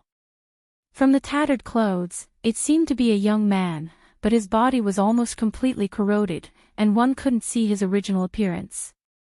The most serious injury on his entire body was his face. It was as if someone had harshly slashed his face with an axe. His face was a mess of flesh and blood, and one couldn't even distinguish his features, let alone recognize who he was. Below the corpse was a bronze cauldron. The edges of the bronze cauldron were stained with dried blood. The pungent smell of blood spread from within. It was disgusting. However, this wasn't the scariest thing. This was because there were a few skeletons on the ground around the corpse. With one look, one could tell that they were human skeletons. Unlike the hanging corpses, only white bones were left on the ground, and they looked like they had been dead for a long time. This scene caused the hearts and minds of the people who walked in to be shaken. The place fell into dead silence, and the space seemed to have frozen. After some time, Emperor Jiawen recovered his senses and suddenly hollered. "Bring the Empress over." The Emperor was enraged. Even Rongjin, who was previously protecting the Empress, couldn't take it as he stiffly carried the Empress over. The Empress's eyes were still tightly shut as if she had completely fainted. Emperor Jiawen stared at the skeletons, and the veins on his forehead popped out. "Beat her. If the Empress still doesn't wake up, continue to beat her." The crowd was stunned. Emperor Jiawen actually ordered people to beat the Empress. He was really mad. How could Rongjin bear to do this? He also couldn't watch others beat up his mother. He hurriedly blocked the Empress and knelt down. "Father. The truth hasn't been found yet. If you treat mother like this, you'll hurt her." Emperor Jiawen hurriedly walked forward and harshly kicked Rongjin's shoulder. "Get lost." Rongjin didn't dare to resist and was directly kicked to the side. Emperor Jiawen raised his hand and was about to slap the Empress. Situ Xingqian stood at the side. Even though she didn't want to be involved, she had no choice. Seeing that Emperor Jiawen had already lifted the Empress up, Situ Xingqian finally spoke. "Your Majesty, please reconsider. The Crown Prince was right. Nothing was clear yet. Why not wait until everything was clear before making a decision? At that time, if the Empress is really guilty, it won't be too late for you to punish her personally." Emperor Jiawen paused in his actions. At this moment, the Empress who had fainted suddenly woke up. She slowly opened her eyes and was dazed when she saw Emperor Jiawen's face right in front of her. "Your Majesty." Then, she seemed to have just realized that Emperor Jiawen was grabbing her collar, and her face was filled with shock and panic. "Your Majesty, what are you doing?" Emperor Jiawen sneered and directly pushed her to the ground. "Don't you know what good things you've done? You'd better tell me clearly what's going on."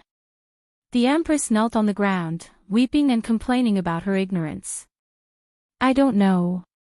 I really don't know." Emperor Jiawen looked at Rongjin.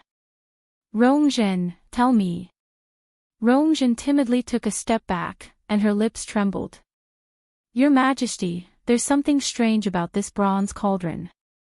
Chu Ning walked to the bronze cauldron and carefully inspected it with a solemn expression. "This thing seems to be able to swallow a person's force." Upon hearing this, Chu Luiyue couldn't help but walk over. Once she got close, she felt a sinister aura seeping out from the bronze cauldron. The next moment, that aura enveloped her. It's dangerous." Upon seeing this, Chu Ning immediately wanted to pull Chu Luiyue away. However, Chu Luiyue shook her head and signaled for him to wait for a while. Then, she felt that the force in her body started to stir under the aura's envelopment. She looked at the bronze cauldron. Black and red mixed together, and that aura suddenly became stronger. She knitted her brows. "This aura actually wants to forcefully strip my force from my body." She backed away without hesitation. After leaving the bronze cauldron, that aura quickly disappeared as if it had never appeared. However, Chu Luiyue felt a chill in his heart.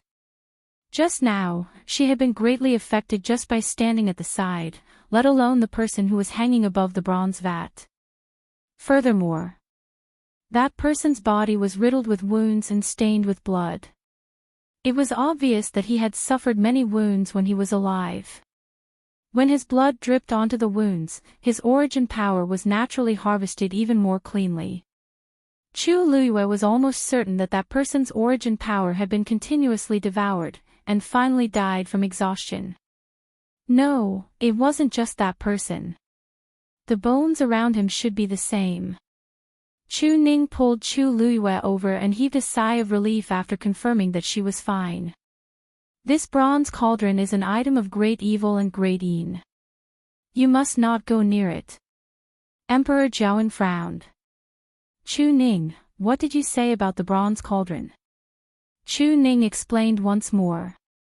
Therefore, this bronze cauldron must have been deliberately placed here by someone to devour the power of other cultivators. As expected, after hearing this, Emperor Jiawen didn't look shocked at all. Instead, he seemed to have confirmed something. I've once heard of something similar in the royal family's secret history. As long as one gathers enough energy, this bronze cauldron can be upgraded to a higher grade yuan instrument. Whoever becomes its owner will be able to obtain all the energy it contains and greatly increase their cultivation level. Emperor Jiawen's words made everyone's hair stand on end. Such a method could be said to be extremely vicious and cruel. And the only person who knows about this. Other than me, only the Empress knows about this. Emperor Jiawen's sentence was like a bolt of lightning that struck them. Everyone looked at the Empress. Chu Luiyue suddenly understood. No wonder Emperor Jiawen's attitude toward the Empress became even worse when he came in and saw the bronze cauldron. It turns out that he had already determined that the Empress did all of this back then. Si Huijing. I didn't expect you to do such a thing in secret. You're really vicious.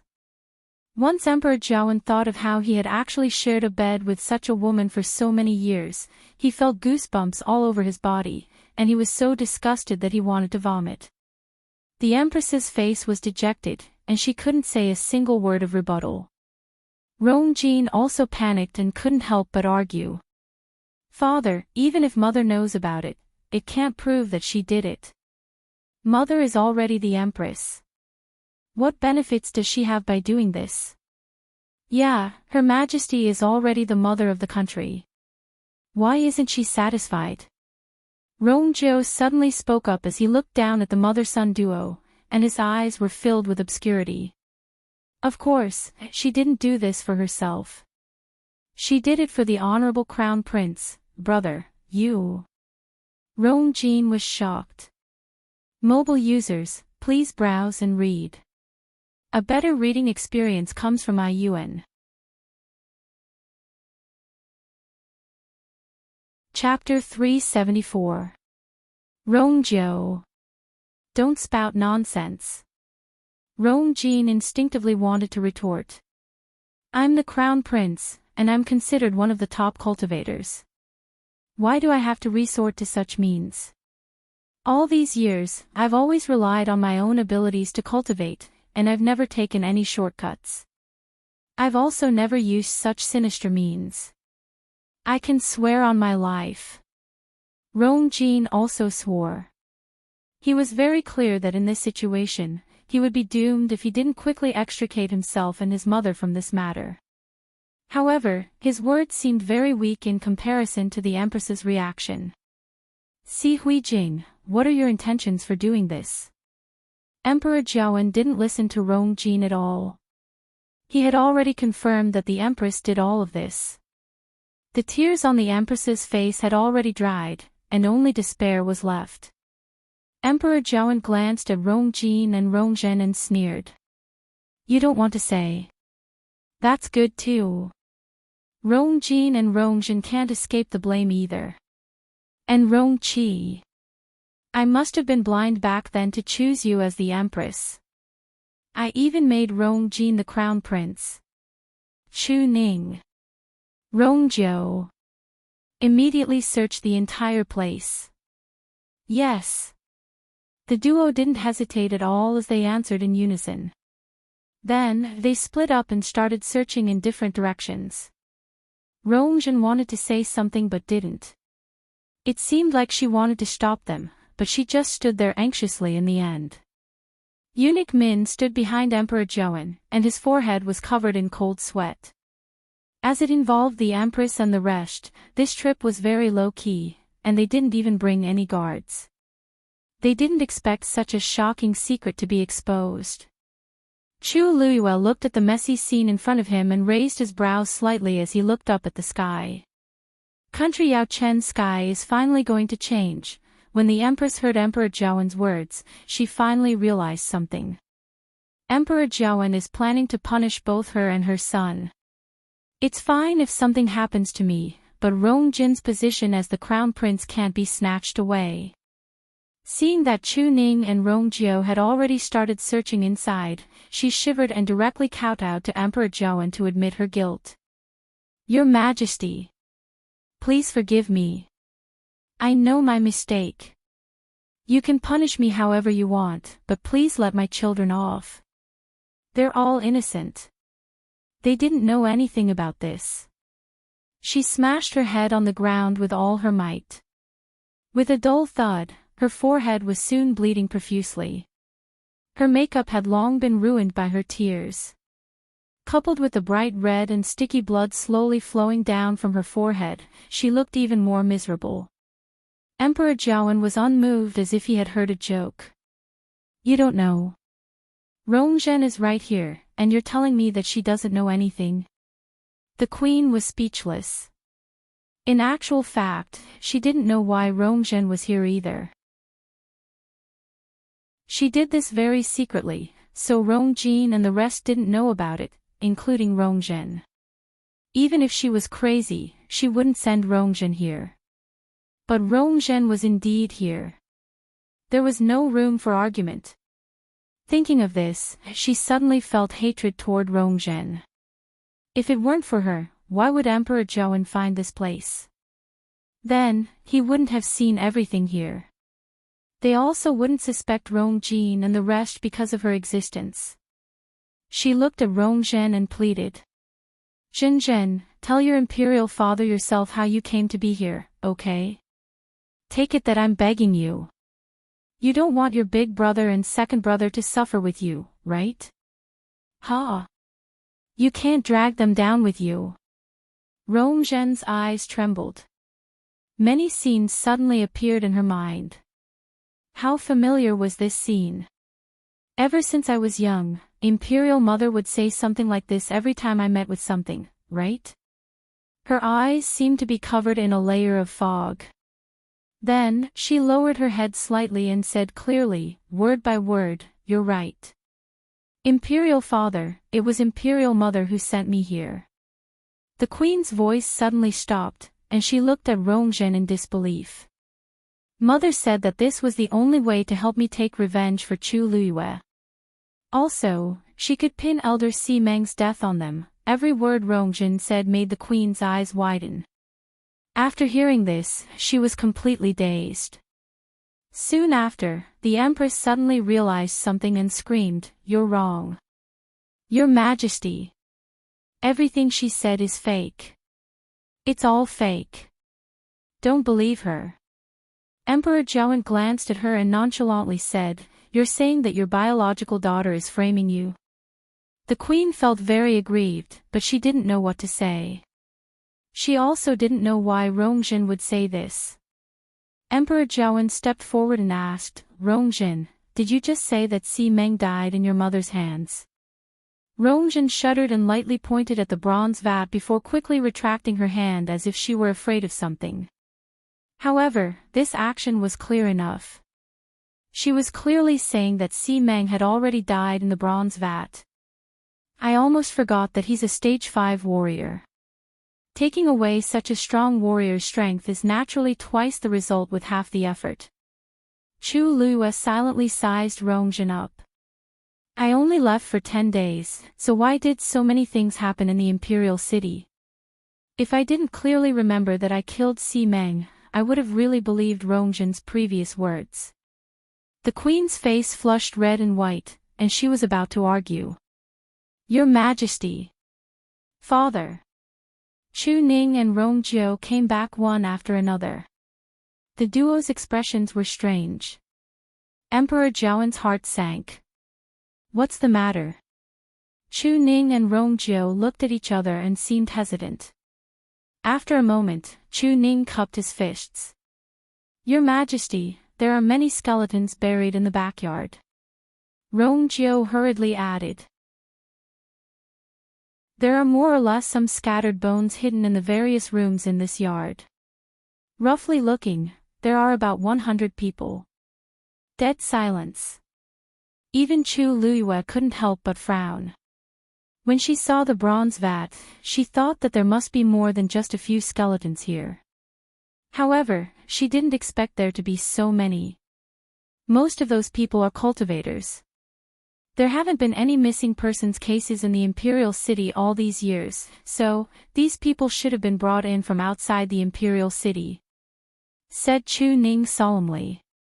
Emperor Jiawen took a deep breath in and stared at the queen. Si Huijing, you can't do all of this by yourself. Tell me, who's helping you? The Si family. Hearing Emperor Jiawen mention the Si family, the queen immediately shook her head out of reflex. No. I did all of this by myself. I was blinded for a moment. I'm willing to use my death to atone for my sins. I only beg your majesty to let Rongjin, Rongqi, and the Si family off. Rongjin finally couldn't help but say. Mother. What are you doing? You didn't do this, right? Who's the one harming you? Just say it, Pack. The queen actually slapped Rongjin harshly. Mobile users, please browse and read. A better reading experience comes from IUN. Chapter 375. Rongjin was stunned by the slap. The Empress's slap was very harsh, and it directly caused half of Rongjin's face to swell up. Her palm was slightly numb, and her heart trembled when she saw Rongjin's dazed and hurt expression. If I wasn't forced, why would I bear to hit my most beloved son? But, you don't have the right to speak, hollered the Empress. Then, she broke free from Rongjin, knelt forward, and begged. Your Majesty, I won't complain no matter how you punish me. But I'm the only one who did all this. Emperor Jiawen's eyes were filled with mockery. Didn't you deny it previously? Why are you admitting it so readily now? You just won't cry until you see the coffin and won't turn back until you hit the wall. Seeing that all the evidence was in front of her and that she couldn't argue, she finally admitted it. Moreover, he actually wanted to take full responsibility and put all the blame on himself. Your cultivation talent is average, so this bronze cauldron definitely wasn't prepared for you, right? How many people in this world can make you spend so much effort on it? As he spoke, Emperor Jiawen's gaze landed on Rongjin. Rongjin shuddered. He didn't know why, but he also felt guilty. He wasn't stupid. When he found out about the bronze cauldron's use, he had already noticed something. After seeing the Empress's reaction, it would be a joke if he still couldn't guess who it was prepared for. Even if he didn't know anything about it before, he still shuddered when he thought about how hundreds of cultivators' skeletons were hidden in this yard. The Empress choked and couldn't say anything. Emperor Jiawen closed his eyes. Bring the Empress and Rongjin back to the palace. Without my permission, they're not allowed to leave the palace. As for Rongjin, go back to Crown Prince Mansion. Right. And Rongqi, tell him to stay in King Ping's residence. When this matter is completely investigated, I'll punish them one by one. Then, Emperor Jiawen angrily waved his sleeves and turned to leave. Eunuch Min hurriedly followed him and didn't dare to say anything. Chu Ning heaved a sigh of relief and patted Chu Liuyue's arm. You, go back and have a good rest. Now, this matter had completely nothing to do with him and his daughter. However, as the commander-in-chief of the Imperial Guards, he still had to follow His Majesty to continue investigating. Chu Liyue gently nodded. Father, don't worry. Yue can take good care of herself. Only then was Chu Ning at ease. He turned around and walked to Rongjin. Fourth princess, please. Rongjin looked at the Empress hesitantly. Mother, scram. This consort doesn't have a daughter like you. The Empress suddenly cursed. Rongjin's already pale face turned even paler. Her lips moved, but in the end, she said nothing and turned to leave. When she passed by Chu Liyue, Her head was still lowered, as if she did not notice Chu Liuyue's existence. Fourth princess. Chu Liyue suddenly called out to her. Rongzhen then stopped abruptly and looked up at her. Upon seeing Chu Liyue, Rongzhen instinctively knitted her brows and revealed a look of disgust. However, just as she was about to speak, fear flashed across her heart for some reason. Inexplicably, she swallowed back the words in her throat. Faced with her series of subtle reactions, Chu Liyue's eyes flashed, and he vaguely had a guess in his heart. She did not say anything else and gave Chu Ning a reassuring smile. However, Rongzhen was scared and quickly left. On the other side, Rongjiu stood in front of the Empress and Rongjin, quietly waiting for the two of them. He seemed to be very patient and did not say much as he stood at the side and waited. From time to time, he even glanced at the two of them as if he was having fun. Nobody knew that he had been waiting for this day for too long. Now that he could finally see the Empress in such a pathetic state, he naturally had to seize the opportunity. Rongjin noticed his gaze, and it was as if the fire in his heart had been ignited. Rongjiu. You did it on purpose, didn't you? You just wanted to make a joke out of us. Are you satisfied now? Rongjiu lightly said. Imperial brother, what are you talking about? I'm just waiting to send the two of you back. Father has already given the order, so I naturally have to follow it. Rongjin clenched his fists tightly. Don't think that I don't know what you're thinking. Isn't it because of your lowly birth mother? You have been harboring hatred for us for more than a day or two. One day, I'll definitely make you pay back double. Rongjiu's gaze turned cold, and intense murderous intent spread. Crown Prince, if you have the time, you should think about how to get out of this hopeless situation. The Empress's position can't be kept, and Rongjin isn't any better. This time, it will even implicate the Xi family. You can't even protect yourself, yet you still want to take revenge. What a joke. Rongjin almost shattered his molars before he finally suppressed the hatred in his heart. Mother, let's go. They had to think of another way. Rongjin supported the Empress and walked in front. Rongjiu paused and looked at Situ Xingqian. Eldest Princess Situ, are you coming along, or? Situ Xingqian's face was like a frozen mask, and it was awkward and terrible. She didn't expect things to develop to such a stage. Wasn't everything fine before? Why did the Empress and Crown Prince's situation become so precarious after I left the palace? What should I do? This. I won't follow you. Situ Xingqian said with difficulty. Situ Xingqian forced herself to say this, but it was too late for regrets. If I knew this would happen, I definitely wouldn't have set a marriage agreement with Rongjin. This situation can't be salvaged. This isn't very good, right? Eldest Princess Situ, you just got engaged to the Crown Prince. Now that the Crown Prince is in trouble, isn't it equivalent to running away? Not only the Crown Prince, but many people will be very disappointed, right? Chu Liyue crossed her arms and lazily said. Situ Xingqian glanced at her, and hatred quickly flashed across her eyes. Chu Liyue is clearly doing this on purpose. I'd better not. After all, this matter is very serious. Even though I'm engaged to the Crown Prince, I'm still considered an outsider. As country Xing Luo's eldest princess, it's really not appropriate for me to continue being involved in this matter. At this point, Situ Xingqian was still very particular with her words as she easily separated herself from this matter. It was as if she had forgotten that it was because she testified that she once saw Chu Liyue and Rongjin together that she incited the Empress and Rongjin to criticize Chu Liyue in front of Emperor Zhou. Chu Liyue smiled and nodded. Eldest Princess Situ, you're right. However, I originally thought that you and the Crown Prince must be in love with each other since you got engaged so quickly. When you saw that he was in trouble, you would definitely step forward. It seems like I'm thinking too much. Situ Xingqian's expression became even more awkward. Rongjin, who was walking in front, suddenly reacted as he turned around and rushed to Situ Xingqian, grabbing her hand. Yes. Xingqian. You're the only one who can help me now.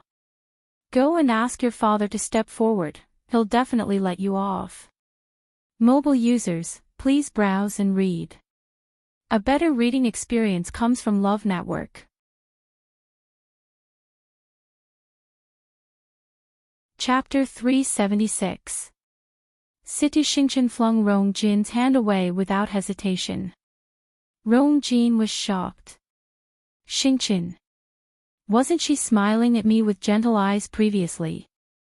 Why did she suddenly become so cold in the blink of an eye? He even saw a flash of disgust in her eyes. Situ Xingqian hid her smile and gently said, Prince, don't misunderstand. Your Highness, please don't misunderstand. It's not that I don't want to help. It's just that this matter is of great importance. His Majesty might not be willing to let others know about it. If I rashly ask for father's help, it might make His Majesty even angrier. Upon hearing this, Rongjin also hesitated. Situ Xingqian's words made sense. Now, Imperial father seemed to have determined that this matter was done by Imperial mother. In the future, it was very likely that they would be held accountable, and even the Xi family might not be spared. This isn't just a family scandal. If this news gets out, the entire country Yao Chen's royal family's reputation will be destroyed completely. But other than this, he really couldn't think of any other solution. Then, what should we do? Rongjin had never seen Emperor Zhou so angry. Xingqian, you must think of a way to help me. We're already engaged now. If anything happens to me and mother. Situ Xingqian's intestines were about to turn green with regret. If I knew that things would turn out like this, I wouldn't have replied to Rongjin's letter no matter what. She pretended to think for a while and said, Prince, don't worry. This matter hasn't been settled yet. This matter had not been settled yet, so there was still room for negotiation. Why don't I go back to Xing Luo first and discuss with father before we see how to solve this? I must leave this troublesome place as soon as possible. Once I go back, I'll immediately tell father to cancel my engagement with Rongjin. Rongjin didn't know what Situ Xingqian was thinking and only thought that she agreed to ask her father for help. Hence, he was very grateful, and even the unhappiness and suspicion he felt when she flung his hand away disappeared completely. Okay. Then, you must be quick. I'll wait for your news, said Rongjin, and his expression changed slightly. Xingqian, only you're willing to help me. Situ Xingqian suppressed the disgust in her heart and smiled as she urged him. Rest assured, Your Highness.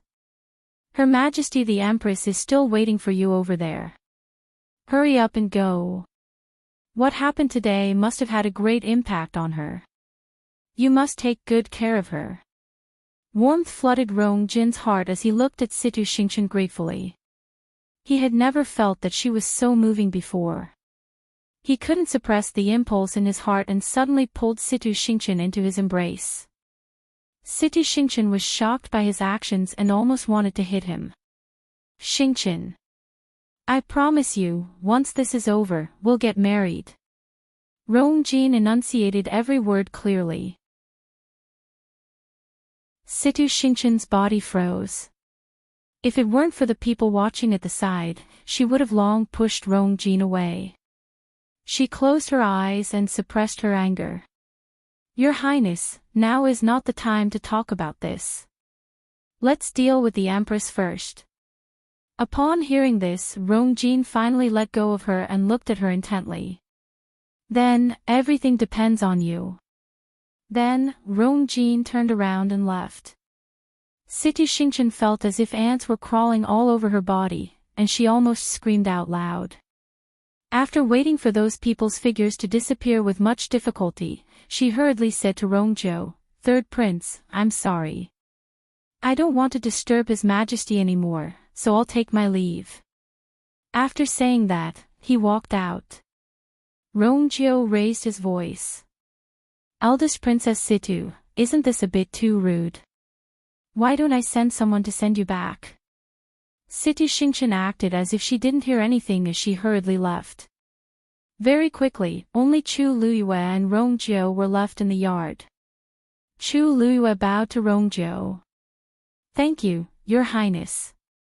If it weren't for Rongjio's interference, Chu Ning definitely wouldn't have been able to avoid punishment, and the heptagon wouldn't have appeared.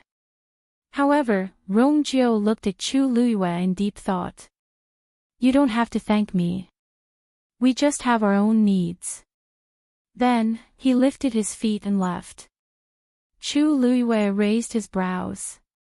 Previously, I didn't realize that Rongjio is quite interesting. At the very least, he's honest enough. But, judging from his previous reaction, he didn't seem to know what was going on here. Her eyes sparkled. Previously, I didn't hide Rongjin here, but she appeared here for no reason these 2 days and was coincidentally seen by Rongjio. The most important thing is that Rongjin's memory is in a mess. She clearly doesn't remember everything that happened in the forest outside the Imperial city and remembers that the Empress sent her here. Also, Si Meng. He clearly died in front of me, but I've completely remembered it wrong. If it weren't for Rongjin's words, Emperor Zhaoan definitely wouldn't have confirmed the Empress's guilt so easily. In the entire Imperial city, there should only be one person who can do this. Rongxiu. Chu Luyue lightly pouted. Yesterday, I stayed at Rongxiu's place for quite a long time, but Rongxiu didn't even mention this matter. Who would have thought that all of this was controlled by Rongxiu, who never showed himself, from the start to the end? Even Rongjin sighed when she recalled the series of developments. Rongxiu's schemes are really deeper than I thought. However, this feeling of having someone to deal with the aftermath and devising strategies to solve all problems seems pretty good. Chu Luyue's lips curved up, and she turned around to look at the bronze cauldron as she fell into deep thought. What exactly does the Empress want to do with this thing? Does she really just want to help Rongjin raise his cultivation level? But even if Rongjin relies on himself to cultivate, there shouldn't be much of a problem. If more than 100 people died here, it means that the Empress has been doing this since a long time ago. What exactly is she doing? Suddenly, a thought flashed across Chu Luyue's mind. Previously, Rongjin mentioned a secret about Rongjin. Could it be related to that? Si family. In the martial arts arena, the Si family's younger generation was diligently cultivating. Si stood below the arena and gave them pointers from time to time. One of the biggest reasons why the Si family could become the leader of the 4 big families was that the Si family had plenty of fresh blood. These young men and women in their teens and 20s were all very outstanding.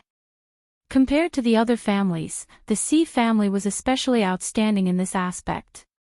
Even though they couldn't compare to Si Ting, Si was already very satisfied.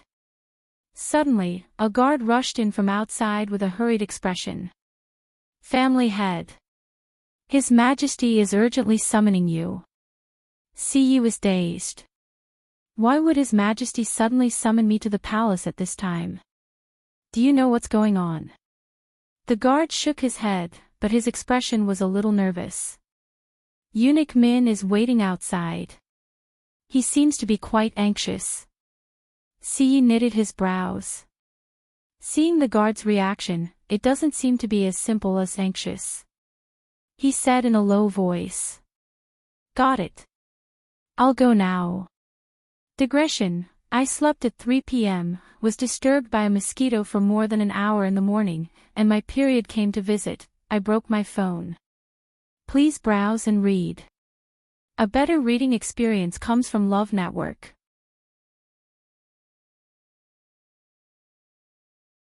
Chapter 377.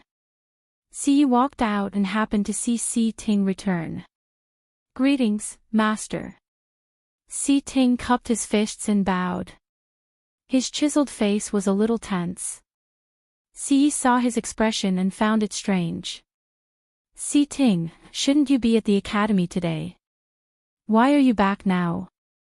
Si Ting hesitated for a moment. I heard that something happened in the palace. What happened? Why didn't I know? Si was even more confused. He had been sending people to contact the palace. If something really happened, he should be the first to know. How did Si Ting know that he was at Tianlu Academy? Also, it doesn't look good. Si Ting looked at him and clenched his fists. Chu Luiyue didn't go to the academy today. He was summoned to the palace. So what? Si realized something the moment he spoke, and his expression changed. You're saying that it has something to do with the fourth princess? Si Ting nodded. I felt that something was amiss, so I came back to take a look. I saw eunuch Min standing at the door. Si Ting pursed his lips. Eunuch Min's expression wasn't good, at least, he had never seen such an expression on eunuch Min's face after meeting him so many times. Also, this was clearly directed at the Si family. Si Ye's heart gradually sank. Since the fourth princess was involved, His Majesty must have found out that they were secretly searching for Rongjin. Si Meng might have been exposed as well. He hurriedly patted Si Ting's shoulder. I'll go to the palace to take a look first. You stay at home. If anything happens, you'll be in charge of everything in the Si family. As he spoke, he took out a token and stuffed it into Si Ting's hands. Si Ting frowned. What had happened to make the patriarch so nervous? He even gave me the token that represents the Si family's master. Master, I can't take this. You should, take it. Si Ye's expression was very stern, and he didn't allow any rejection. Si Ting exchanged glances with him and suddenly realized that the current situation might be more troublesome and dangerous than he had imagined. He finally held the token tightly and nodded. Don't worry. I'll protect the Si family. Only then did Si feel more at ease. He took a long look at Si Ting before turning to leave. Si Ting looked at his back. For some reason, the uneasiness in his heart started to spread. On the other side, Si followed eunuch Min into the palace in a hurry. Along the way, he had tried several times to find out what was going on, but eunuch Min was very tight-lipped and refused to divulge any information. This made Si even more certain of his guess. Something must have happened to the Empress. Otherwise, eunuch Min would not have such an attitude. The two of them were silent the entire way. By the time they reached the Imperial study, countless thoughts had already flashed through Si Ye's mind. Si looked around without batting an eyelid. He immediately realized that the guards in the Imperial study were much stricter than before. The overall atmosphere was also more solemn and dignified than before. His heart felt like it was hanging in the air, and he felt extremely uncomfortable. Eunuch Min stepped forward alone and said respectfully, Your Majesty, Master Si has arrived. Emperor Zhaoen's cold voice came from the Imperial study. Let him in. Eunuch Min looked at Si Yi and took a step back. Master Si, this way please. Si Yi took a deep breath in and tidied his clothes before walking forward and pushing the door open to enter. Once he walked in and saw the scene inside, Si Ye's heart harshly skipped a beat. In the spacious and quiet Imperial study, Emperor Zhaoen was sitting behind the table. The booklets, brushes, and ink on the table were all swept to the floor, and it was a mess. The Empress, Si Huijing, was kneeling in front of him. Her extravagant palace gown was filled with dirt, and her usually neatly combed hair was also very messy. Her face was tear-stained, and her eyes were red and swollen. She knelt there, and her entire body was filled with despair and pain. Si Yi had never seen her in such a pathetic state. Her Majesty. He couldn't help but shout as he hurriedly walked forward. But very quickly, he realized that Emperor Zhaoen was still in the study. He hurriedly stopped in his tracks, turned around, and looked at Emperor Joan. He suppressed the waves in his heart and bowed. "Siyi greets your majesty." When the empress saw him, her dazed eyes moved, and her expression was very strange. It was as if she wanted to cry, but she couldn't cry anymore. She had cried for half her life, and she had almost cried dry today. However, this didn't make Emperor Joan's heart soften at all. Emperor Joan looked at Siyi with a heavy gaze. "Siyi, do you know why I called you over?" Siyi only felt a strong pressure coming over him. He knelt down almost without thinking. "I don't know. Please enlighten me, your majesty." "You don't know? Don't you know that the Xi family was secretly searching for Rongjin's whereabouts?" Emperor Zhaoen's voice was like a heavy hammer that harshly slammed down. Siyi clenched his fists tightly. As expected. His Majesty already knows. He immediately placed his hands on the floor and heavily knocked his forehead on the floor. "I know my mistake. Please punish me, your Majesty. You know your mistake. To think that I thought you were loyal to me. I didn't expect you to secretly work with the Empress and lie to me for so many years. You already knew about Si Meng's matter, right? Siyi. You're really something." The more Emperor Zhaoen spoke, the angrier he got.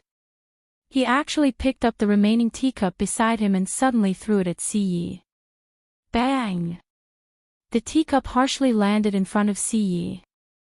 The shards flew everywhere, and two of them quickly scratched Siyi's face, leaving bloody marks. However, Siyi didn't dare to move as he knelt even more respectfully. "Your Majesty, I know my mistake, but all of this has nothing to do with Her Majesty. Back then, I was worried that Her Majesty couldn't protect herself in the palace, so I specially arranged for Si Meng. Also, regarding the fourth princess's disappearance. Her Majesty was afraid that you'd be too worried, so she wanted me to help. She didn't hide it on purpose. No matter what, I'm willing to bear all the consequences." Upon hearing this, Emperor Zhaoen sneered. "Bear all the consequences? Do you have the right? Siyi, you don't have to act in front of me. Rongjin didn't even go missing. She was hidden by the Empress." Siyi was shocked and suddenly looked up. "What?" Upon seeing his reaction, Emperor Zhaoen squinted his eyes. "What? Your good sister didn't tell you?" Siyi's heart was in a mess and he subconsciously looked at the Empress. "Empress, what's going on?" The Empress lowered her head. She knew that it was useless to say anything now. Rongjin happened to appear at Heptagon Alley at that time, and she even said those words herself. Emperor Zhaoen had already confirmed everything. She spoke in a hoarse voice. "Your Majesty, my brother really knows nothing about this. Please let the Xi family off." Mobile users, please browse and read. A better reading experience comes from Love Network.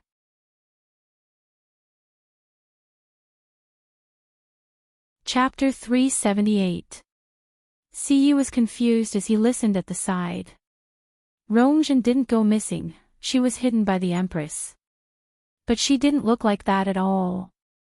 Besides, if she really wanted to do this, why would Si Meng die for no reason? He endured the pain and couldn't be bothered to wipe the blood off his face as he hurriedly begged. "Your Majesty, even though I don't know who told you all this, it must be fake." Previously, the fourth princess and Si Meng went missing together, and Si Meng died very quickly. The Empress was worried about the fourth princess's safety, so she found me.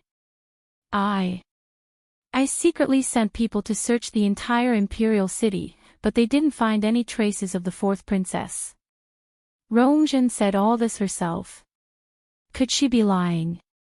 Emperor Zhaoen's cold words made Siyi swallow his remaining words.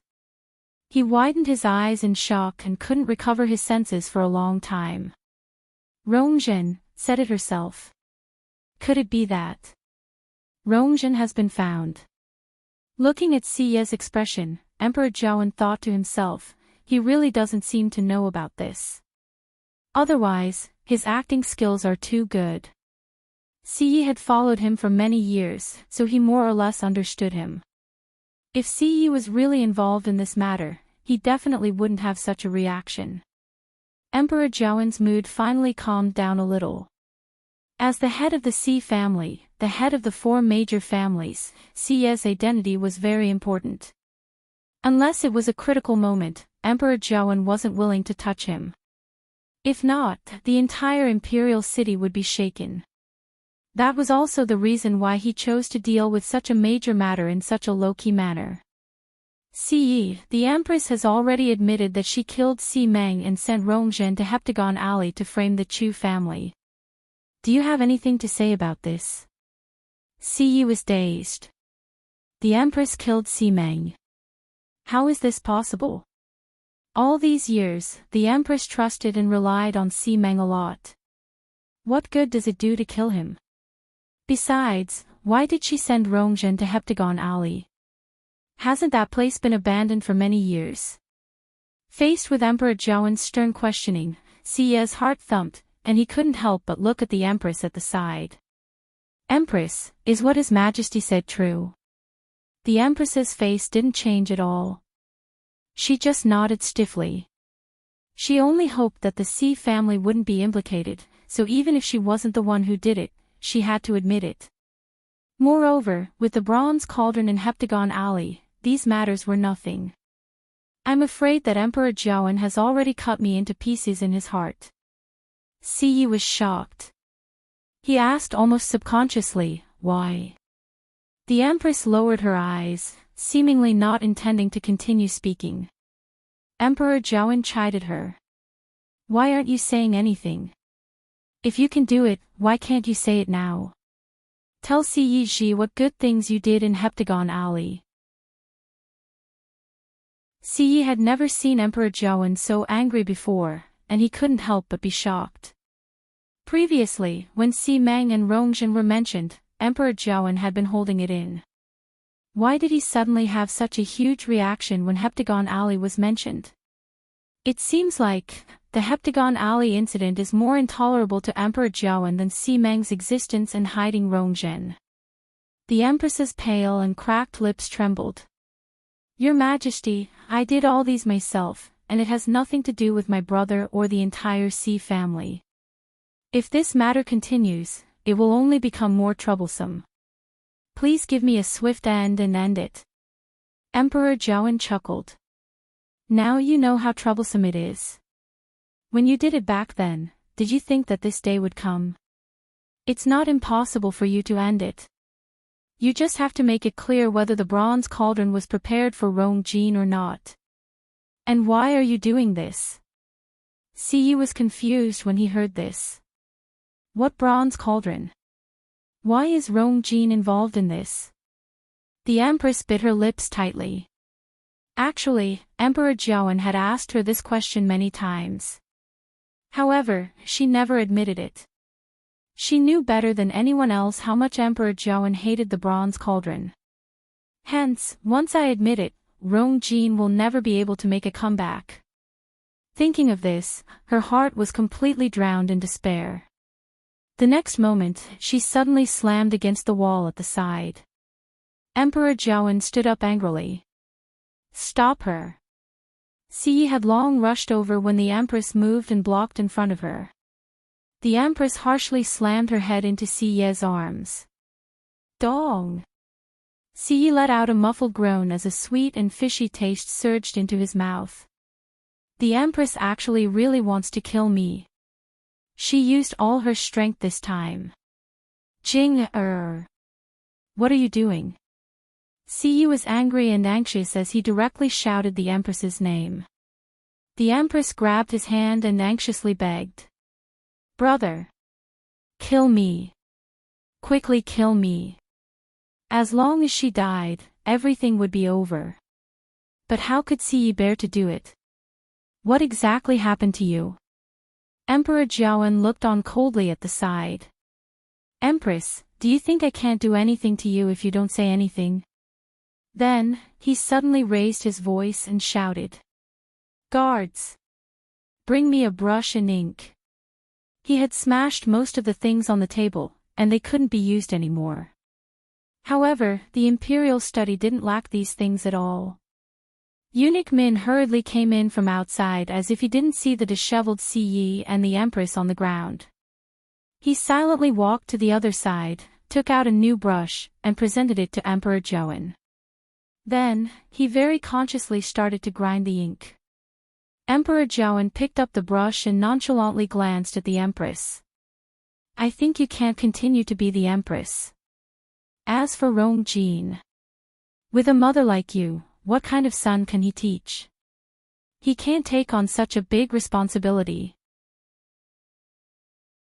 I should have removed him long ago.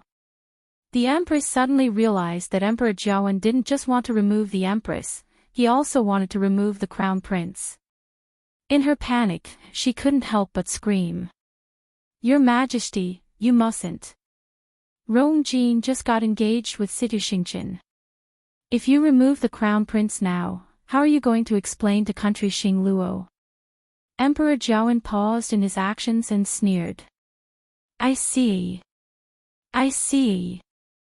No wonder they're so fearless. They actually thought of how to get away with it right from the start. It turns out that Rongjin successfully fought for the marriage agreement with Situ Xingqian just for this day. Emperor Joan hated himself for being blind for so many years. He actually let such a vicious mother and son lie to him for so long. Okay. I do want to see if country Xing Luo will continue to maintain the marriage agreement between Situ Xingqian and Rongjin after knowing about this. Country Xing Luo. Situ Xingqian returned to the palace at the fastest speed possible and recounted everything that had happened in detail. However, country Xing Luo's Emperor Xiankang, Situ Yan, kept quiet for a long time before shaking his head. Xingqian, this marriage agreement can't be cancelled. Digression, I forgot how to address the Emperor of country Xing Luo and his name. Using this chapter as the basis, I'll change the previous chapters together. It was hard to believe that in the early summer when mosquitoes appeared, I used 4 heating pads in one day. Mobile users, please browse and read, a better reading experience from Love.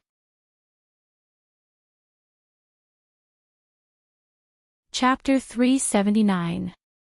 Your Highness, this move is really ingenious. Chu Luiyue looked at the chessboard in front of her, but the black chess piece in her hand didn't move. Almost all my black chess pieces are blocked. Rong Xiao sat opposite her quietly. Upon hearing this, his thin red lips curved up slightly. You clearly have another path to take, right? Chu Luiyue could obviously tell. But, even if I take this step and barely break out of my current predicament, Your Highness, didn't you already prepare an inescapable trap? Since I'm going to lose anyway, there's no point in taking this extra step. Chu Luiyue threw the chess piece back into the chess pot and raised her hands. I admit defeat. Looking at her obedient manner, Rong Xiao raised his brows slightly. You're not focused. What are you thinking about? As he spoke, he started to put away the chess pieces. Chu Luiyue looked at his slow movements and couldn't help but wrinkle her nose. Actually, even if she was focused, she would barely be able to fight Rong Xiao to a draw. If they really wanted to compare, Rong Xiao was indeed better. Rong Xiao slowly said, this move seems to be very simple. This step may seem meaningless, but there will be people who will take it. Chu Luiyue snorted. It's just a waste of effort. Not only did Situ Yan not cancel Rongjin and Situ Xingqian's marriage agreement, but he even took the initiative to ask for mercy. Even if His Majesty was furious and couldn't wait to punish the Empress and Crown Prince, he had to give Situ Yan some face. Chu Luiyue had long expected that Situ Yan wouldn't cancel the marriage agreement easily, but she didn't expect him to help so decisively. It could be seen that Situ Yan thought highly of Rongjin. Rong Xiao smiled lightly. If the problem could be solved so easily, it wouldn't have dragged until today. Chu Luiyue suddenly leaned forward, placed her hands on the chessboard, and stared at Rongxiu. Your Highness, did you already know that Situ Yan would help? Rongxiu raised his eyes slightly and glanced at Chu Luiyue's face with a faint smile. Didn't you already know? Between the two of them, there seemed to be some kind of ambiguous air flowing slowly. Chu Luiyue looked at Rongxiu thoughtfully. Of course she knew. However, the reason why she made such a guess was purely because she knew something. But, what about Rongxiu? He knew about it too. Chu Luiyue paused. Because of Situ Yan's help, His Majesty hasn't deposed the Crown Prince yet. Even the Empress hasn't been officially deposed. However, many people had already sensed that something wasn't right. Now, all kinds of guesses were running rampant, and people's hearts were shaken. His Majesty ordered a thorough investigation of Heptagon Alley, but there hasn't been any progress.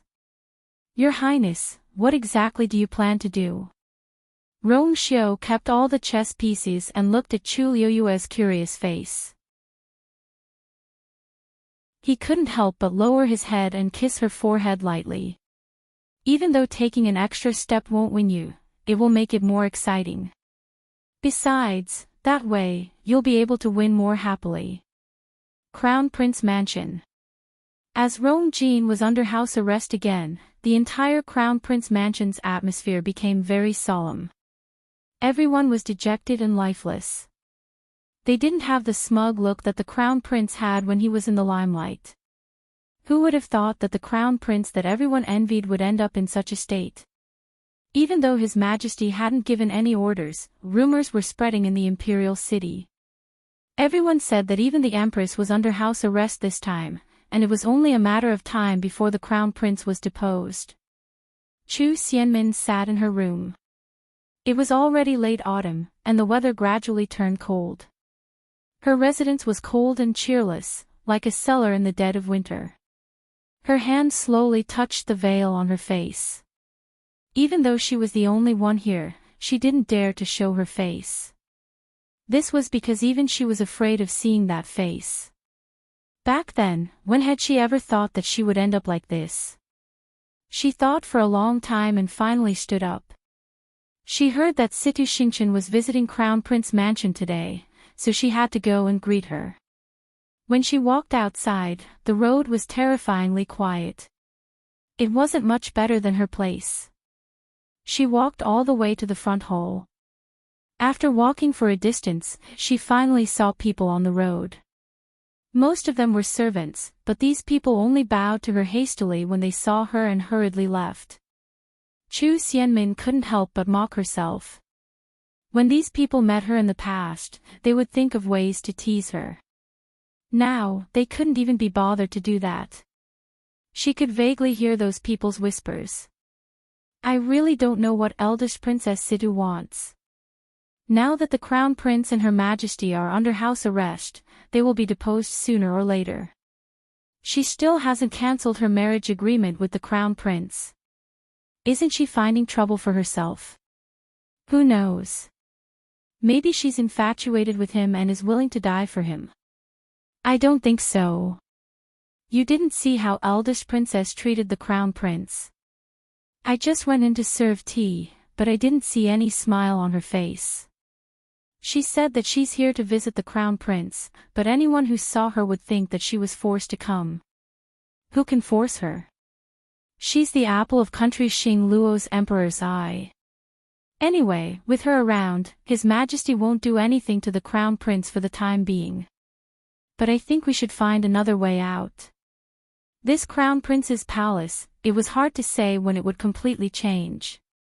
I heard that His Majesty has been treating the third prince very well recently. He seems to be planning to make him a prince. Chu Xianmin clenched her teeth and walked forward. In the front hall, Rongjin and Situ Xingchen sat opposite each other. After experiencing the past few days, Rongjin had lost a lot of weight and looked very haggard. Even his last bit of energy was almost depleted. He was worried about the Empress and himself. He was anxious for a few days and nights, so he naturally became like this. Luckily, he still kept his position as the crown prince. Xingqian, I really don't know how to thank you. Rongjin looked at Situ Xingqian in front of him with a face full of gratitude. I knew you wouldn't sit by and do nothing. In Rongjin's opinion, Situ Yan must have been willing to help because Situ Xingqian had begged him. Hence, he treasured Situ Xingqian even more in his heart. However, Situ Xingqian didn't think so. Being stared at by Rongjin with such a gaze, she felt goosebumps all over her body, and she almost couldn't sit still. If it weren't for father's orders, I wouldn't have come no matter what. Your Highness, you don't have to be so polite. This is what I should do. Situ Xingqian almost clenched her teeth and spat out this sentence. However, Rongjin didn't notice her thoughts at all as he sighed deeply inside. It's a pity that father thinks that mother is guilty and won't let me see her. I also don't know what's going on with her. Situ Xingqian was impatient to listen to this. She recalled her former father's instructions and asked softly in a seemingly unintentional manner, Your Highness, His Majesty is doing this because of Heptagon Alley. Do you know what's going on in there? Mobile users, please browse for a better reading experience from Love Network.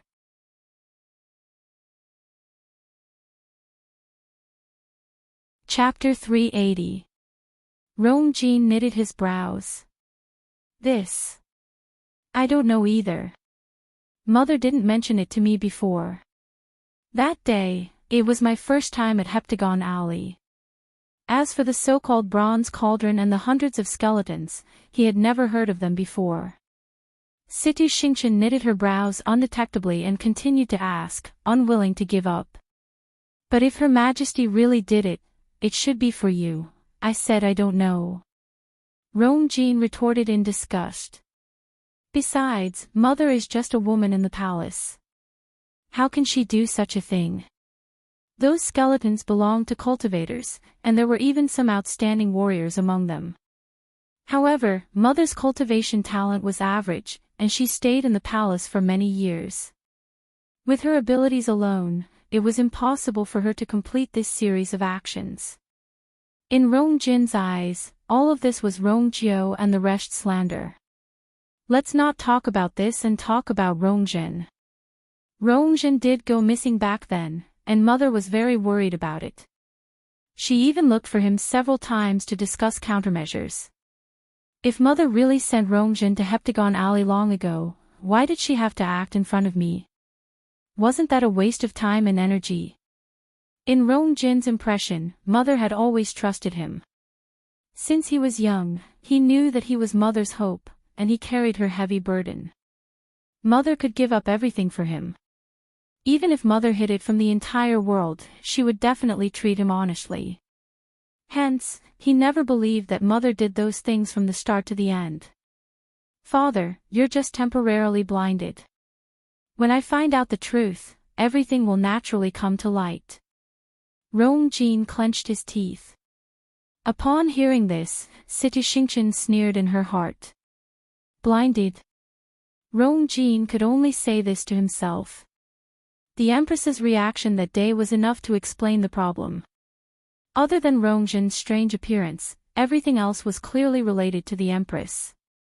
Situ Xingqian rubbed the teacup but didn't drink it. She looked down at her reflection in the tea, and her eyes were cold. However, her voice was still as gentle as water.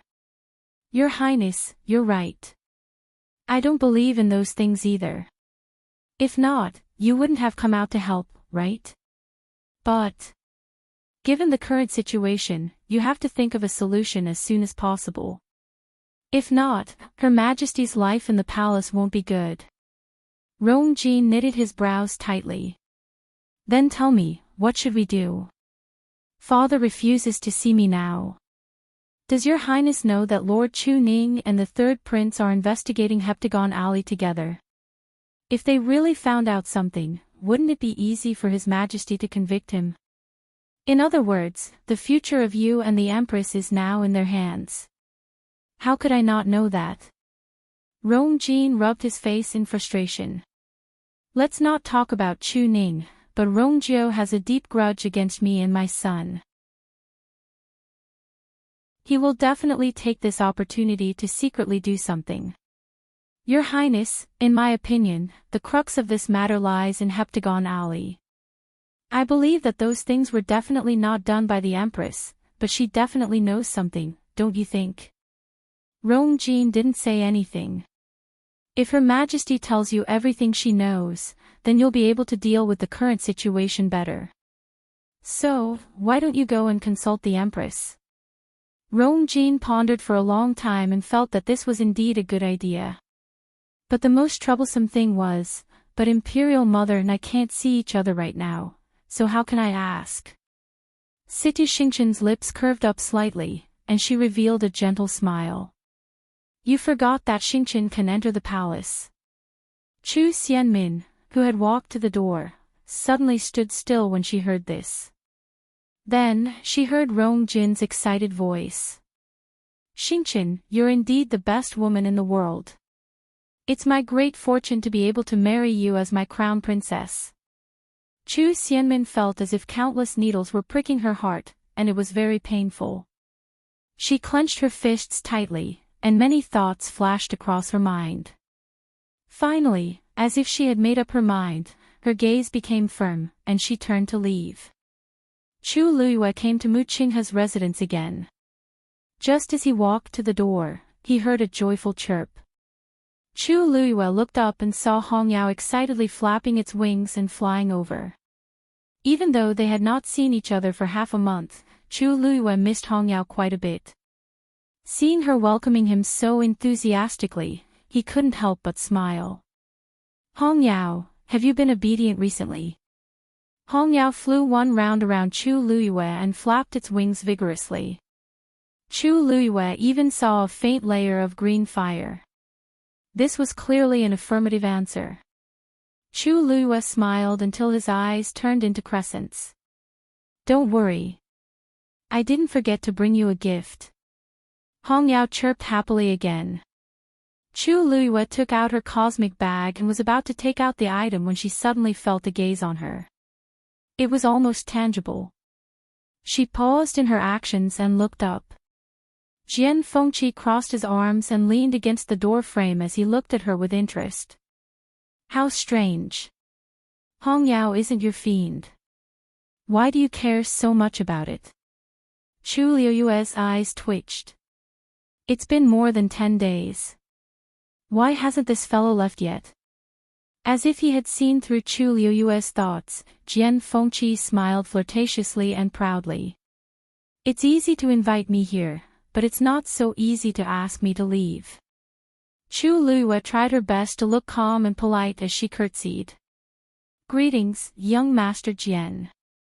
Jian Fengqi suddenly said, do you know that Mu Qinghe only allows Hongyao to accept gifts from one person?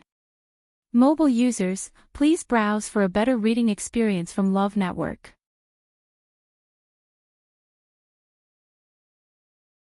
Chapter 381. Chu Luiyue put away the Qinquan bag with a calm expression and smiled faintly. How would Lu Yu know about this kind of thing? Jian Fengqi's gaze fell on her hand. He raised his chin and smiled carelessly. Actually, that's not important. Anyway, it's all in the past. What did you bring for Hongyao? Can I have a look? Chu Luiyue put the things back into the Qinquan bag without batting an eyelid. Young Master Jian, you must be joking. It's just some ordinary things.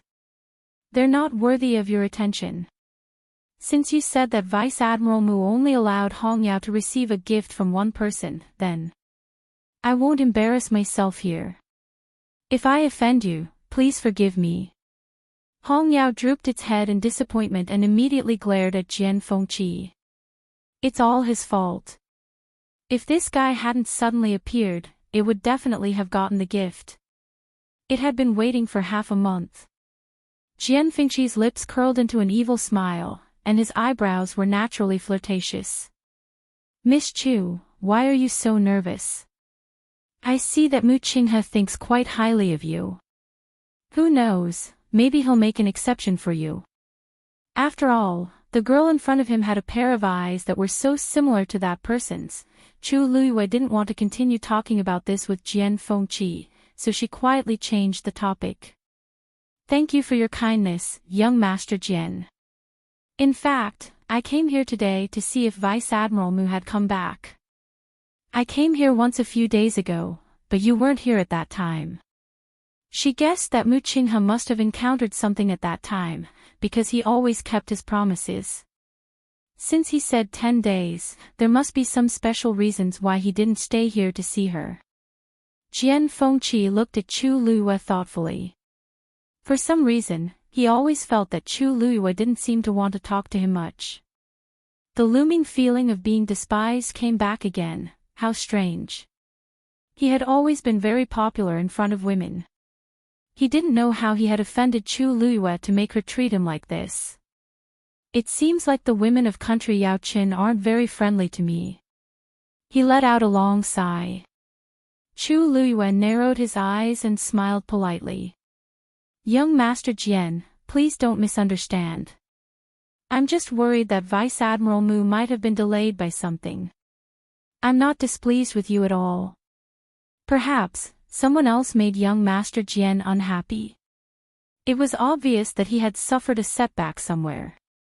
However, she was also curious. There were not many people who could suppress Jian Fengqi. Jian Fengqi's icy eyes were filled with resentment. He wanted to say something but stopped himself.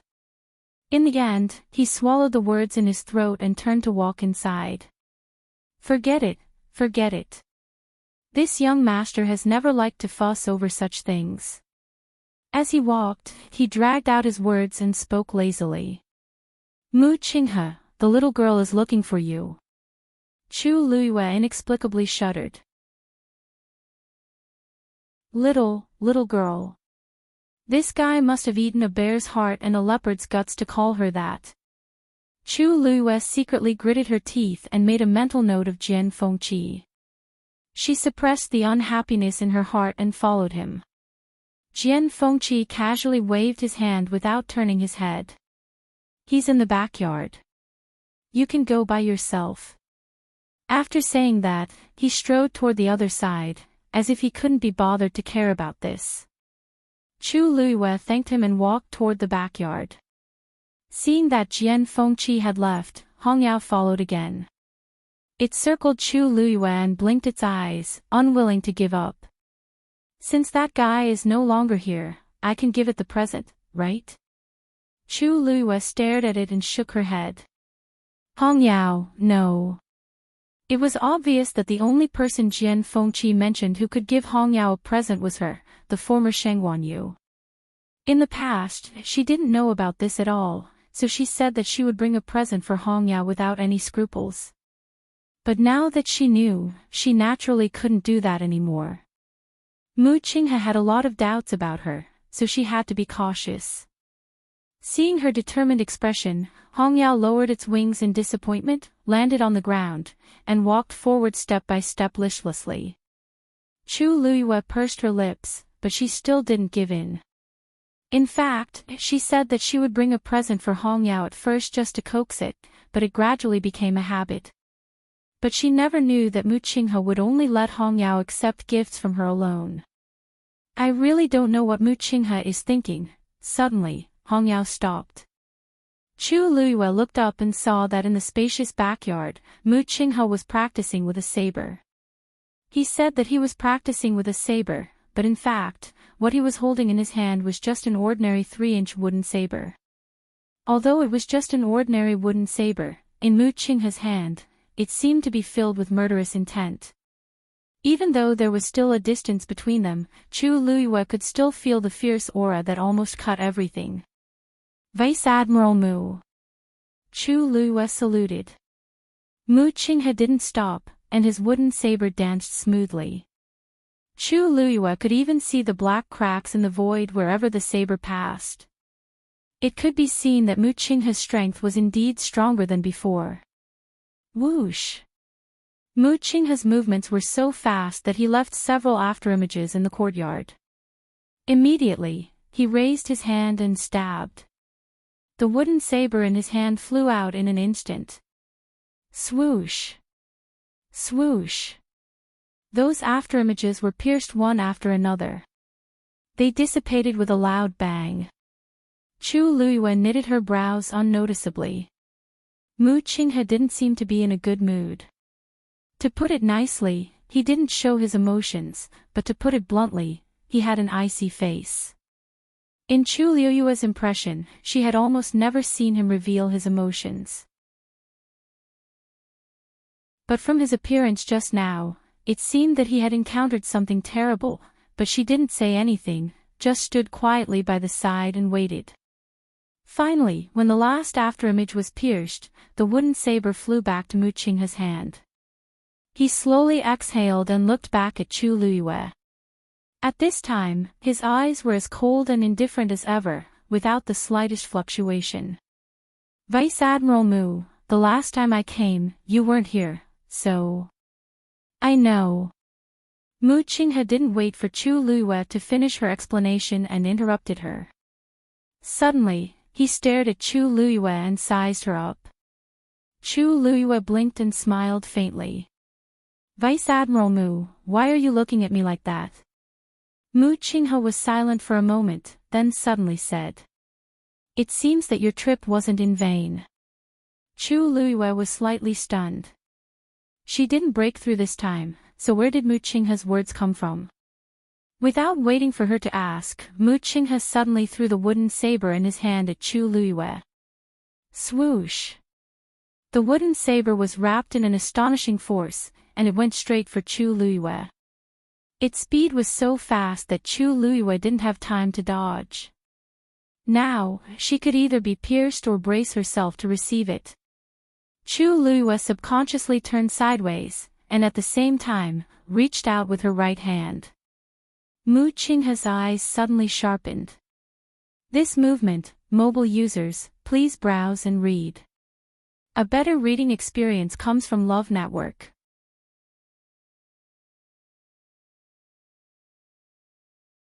Chapter 382. Chu Luiyue suddenly paused. Almost at the same time, two figures, one green and one red, quickly appeared in front of Chu Luiyue. They were Hongyao and Dumpling. Dumpling quickly went forward and went straight for the wooden saber. Its fluffy body easily landed on the wooden saber. In the next moment, it opened its mouth and bit down hard. Crack! With this crisp sound, a large piece of the wooden saber's blade was bitten off by Dumpling. On the other side, Hongyao flapped its wings and a ball of green flame landed on the wooden saber. With a boom, it burst into flames. Dumpling sensed the movement and turned around to take a look. It saw that the green flame was almost burning its tail.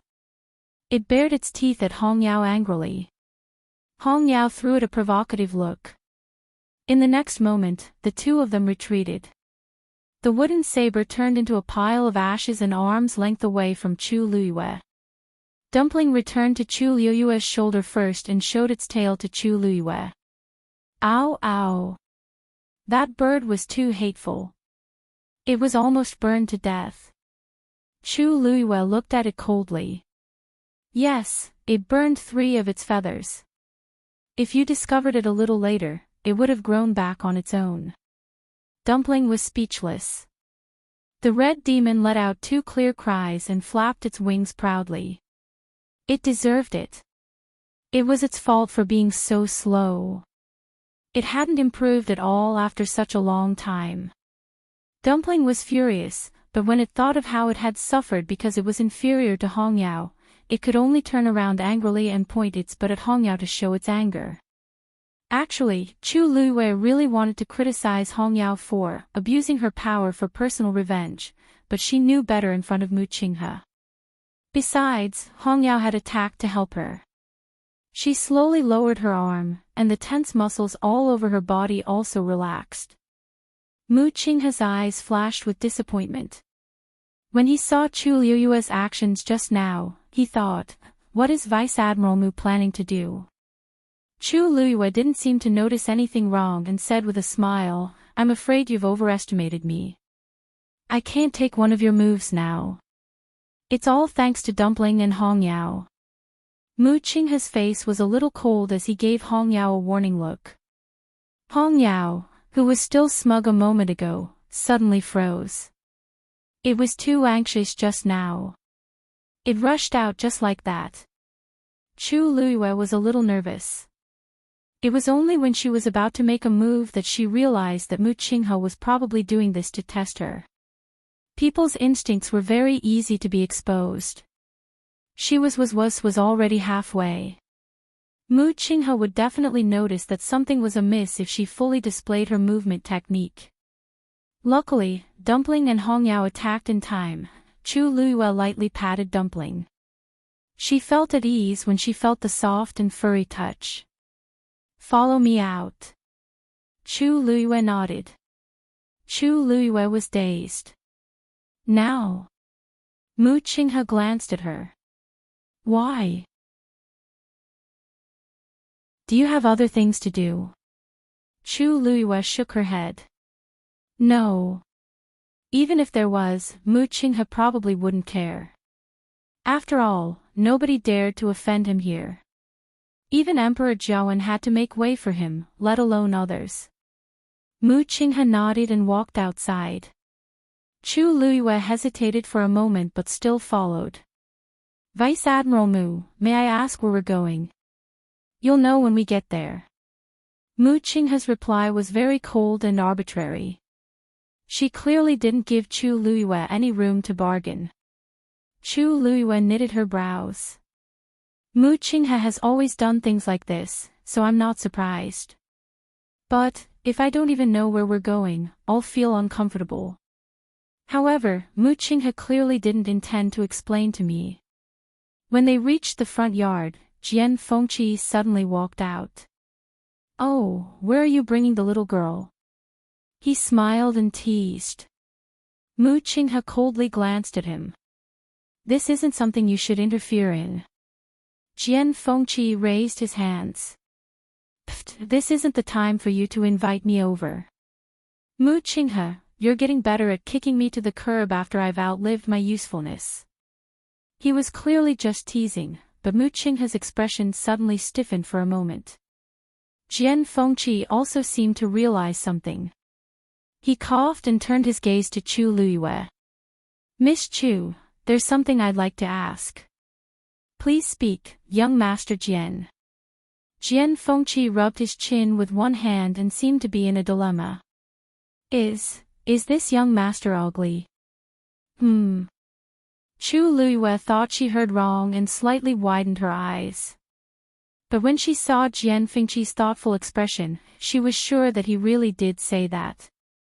What's wrong with this guy? Who doesn't know that Jian Fengqi's second best skill is alchemy and his first best skill is narcissism? Jian Fengqi's naturally flirtatious eyes and free and unrestrained style. Even Chu Luiyue, who always disliked him, had to admit that Jian Fengqi's charm and appearance were indeed top-notch. Otherwise, how could he come and go freely among the flowers? Young Master Jian is handsome and elegant. Naturally, you have nothing to do with the word ugly. Jian Fengqi's straight brows knitted even tighter. I think so too, but someone said that this young master is ugly. Chu Luiyue asked curiously. I wonder who that person is. What kind of insight is this? Jian Fengqi's gaze became very subtle and his thin lips spat out a name. Mu Hongyu. Chu Luiyue was speechless. It seems that a lot of interesting things have happened while I was away. Jian Fengqi had always been a person who thought highly of himself and was especially confident in his appearance. He had lived for so many years, but this should be the first time that someone called him ugly. No wonder he was so resentful. Unfortunately, according to Mu Hongyu's personality, this kind of person was the last person she liked. This was also because Jian Fengqi had cured the princess consort of Ping Zhang's illness. Mu Hongyu must have said this because she couldn't bear it anymore. One could imagine how much Mu Hongyu didn't like Jian Fengqi. Chu Luiyue came to a realization and comforted him with a smile. Hongyu has always been outspoken. Don't take it to heart. Jian Fengqi was speechless. She didn't seem to be comforting him. I heard from her that there's someone called Rong Xiao who is dozens of times more charming than me. Chu Liuyue's mouth twitched. If she didn't hear wrongly. Jian Fengqi said. Rong Xiao. Oh, by the way, she also said that person is your fiancé. Jian Fengqi stared at Chu Liyue and asked. Only then did Chu Liyue realize that Jian Fengqi hadn't seen Rong Xiao since he came here. She coughed. Yes. His Highness Prince Li is indeed my fiancé. Jian Fengqi thought for a moment and suddenly walked outside. I'd like to see what kind of person that Rong Xiao is. Chu Liyue was about to say something when there was a sudden movement from the side. She turned her head to take a look. A long sword suddenly floated in the air. Mu Qinghe was standing on it with a solemn and cold expression. Come up. Mobile users, please browse and read. A better reading experience comes from Love Network.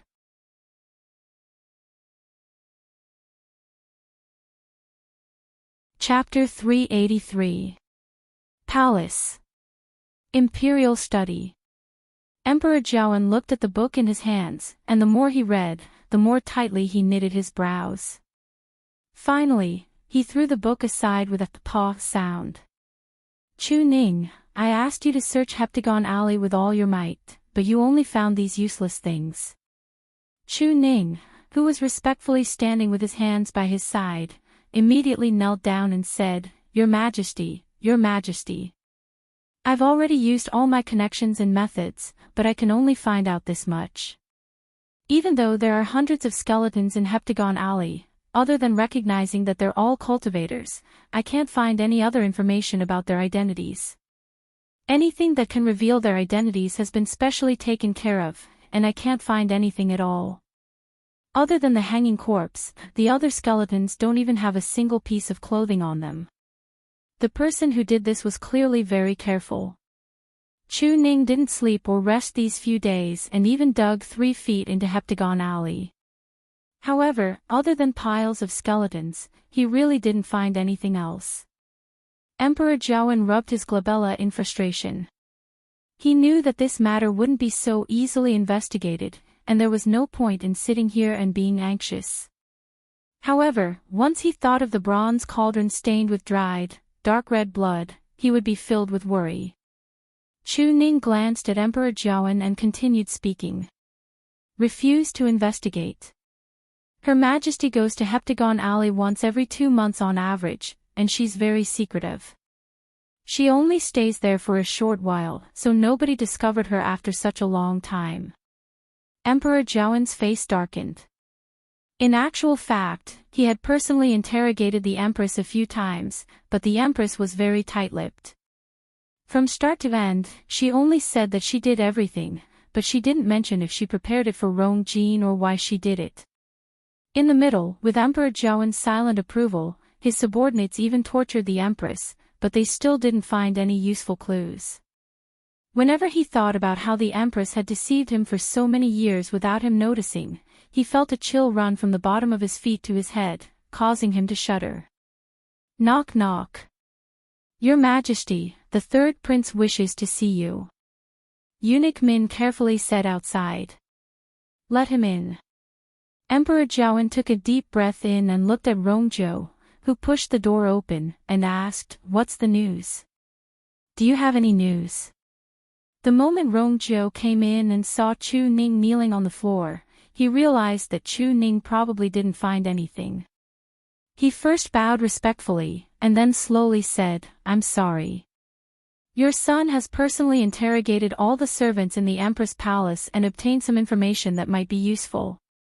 Emperor Zhaoan finally perked up. Speak.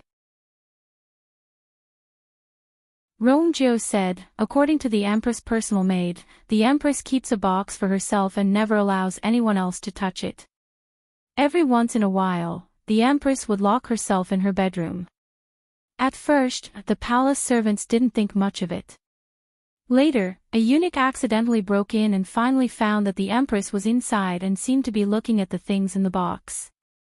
Emperor Zhaoan pondered for a moment. What kind of box is it? Why does she value it so much? Why didn't I know about it?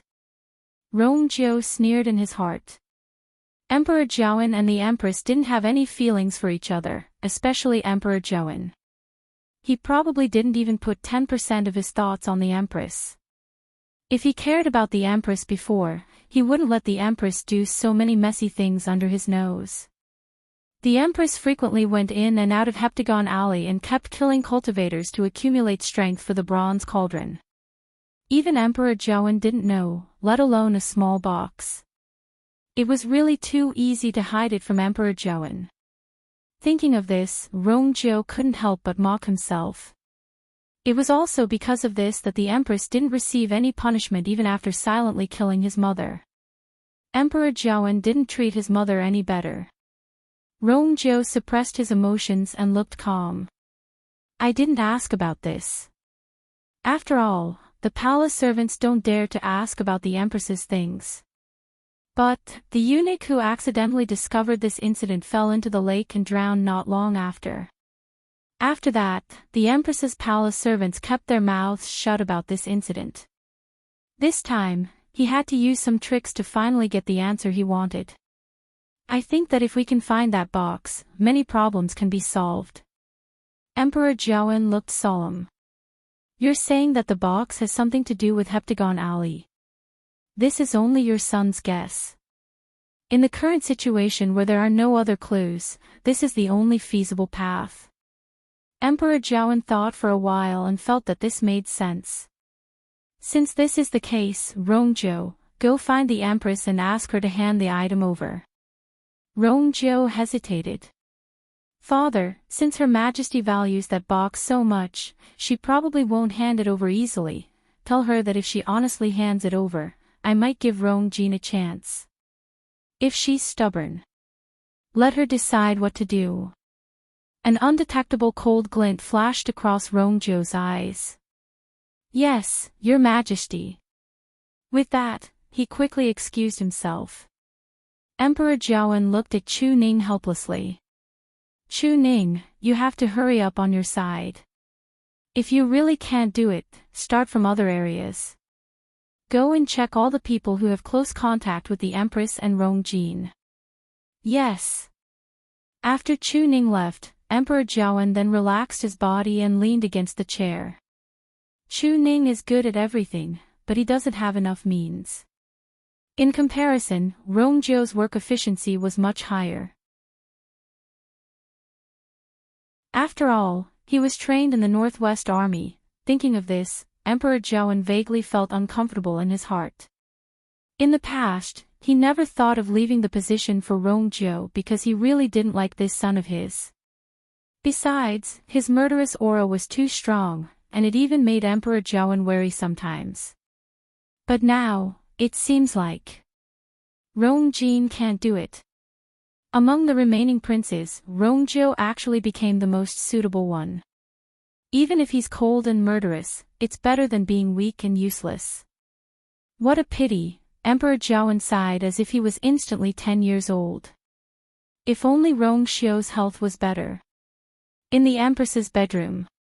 The once bustling and prosperous place disappeared in the blink of an eye, and it was now cold and lonely. Only heavy guards were left, trapping the Empress here. When City Xingqian arrived here, her heart couldn't help but skip a beat. Emperor Zhaoan actually hates the Empress so much that he's so guarded against her. A guard saw Situ Xingqian and immediately went forward. Eldest Princess Situ, please stop. His Majesty has ordered that nobody is allowed to come close. Situ Xingqian took out a token from her sleeves and put on the dignified posture of an eldest princess. I'm here on orders. That guard took a look and recognized that it was indeed His Majesty's token. He hurriedly moved aside. Eldest Princess Situ, please. Situ Xingqian put away the token and calmly walked into the Empress's palace. Mobile users, please browse and read. A better reading experience comes from IUN.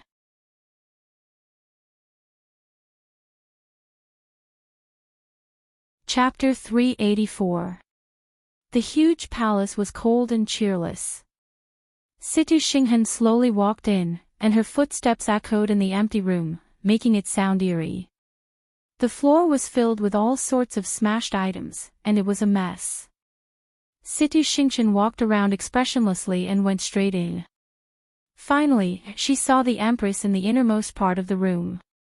The Empress was wearing a messy and dirty palace gown, and it looked like she hadn't changed for a few days. She could even vaguely see some dark red bloodstains. Her face was very pale, her lips were dry, and her eyes were dull. She was curled up into a ball at the corner of the bed, motionless. When one looked over, one would think that the Empress was dead. It was obvious that the Empress had gone through a lot of torture in these few days. Situ Xingchen walked over step by step and finally stood in front of the Empress's bed. Her usual gentle smile surfaced on her face. "Her Majesty, I'm here to see you." The Empress didn't seem to hear her and didn't react at all. Situ Xingchen didn't care as she bent down slightly and went closer. Actually, but the next moment, she smelled the Empress's horrible and suffocating smell. Disgust flashed across her eyes as she took out a letter from her sleeve and handed it over. "Her Majesty, the Crown Prince asked me to come and see you today. This is the letter he wrote for you. Take a look at it." After saying that, he calmly straightened his body. If she could, she really wanted to leave this dirty place immediately, but she didn't forget her purpose for coming today. It wasn't easy to come in, so she had to grab the chance. Hearing the words Crown Prince, the Empress's eyes turned sluggishly before she finally regained some consciousness. She slowly raised her head, and her deeply sunken eyes were filled with blood vessels. They were filled with despair and anger, and there was even a hint of madness vaguely. Situ Xingchen instinctively took half a step back. The Empress's appearance is really too scary. The Empress suddenly let out a vague chuckle as if she was mocking Situ Xingchen, but it also seemed like she was mocking herself. Even without looking in the mirror, she knew what she looked like now. "How did you come in?" asked the Empress with a hoarse voice. It was as if something had been dragged across the sand, and it was so abrasive that it hurt one's eardrums. Situ Xingchen calmed herself down and softly explained. "His Highness lent me his command medallion. As the Crown Prince, Rongjin had a token that was similar to Emperor Zhouan's. He changed the token a little, and it looked 90% similar. Apart from the people who often saw these two tokens, no one else could tell them apart at a glance. This was why Situ Xingchen could enter so smoothly. Only then did the Empress believe him and pick up the letter. But after reading 2 lines, she suddenly crumpled the letter into a ball and harshly threw it at Situ Xingchen's face. "Bitch! You are indeed insidious." Situ Xingchen did not expect the Empress to suddenly flare up, so she was momentarily stunned. The paper ball didn't hurt when it hit her face, but it was a great humiliation to her. She picked up the ball of paper, and the smile on her face faded. "Your Majesty, what are you doing? I was kind enough to help you and the Crown Prince, but you treat me like this. Bitch! Do you think this consort doesn't know what you're thinking?" The Empress's face flushed red as she pointed at Situ Xingchen's nose and scolded her. "Rongjin can't tell what you're thinking, but do you think I can't tell? No wonder you haven't cancelled the marriage agreement until now. It's because you want to persuade him to get this information from me. I'm telling you, don't even think about it.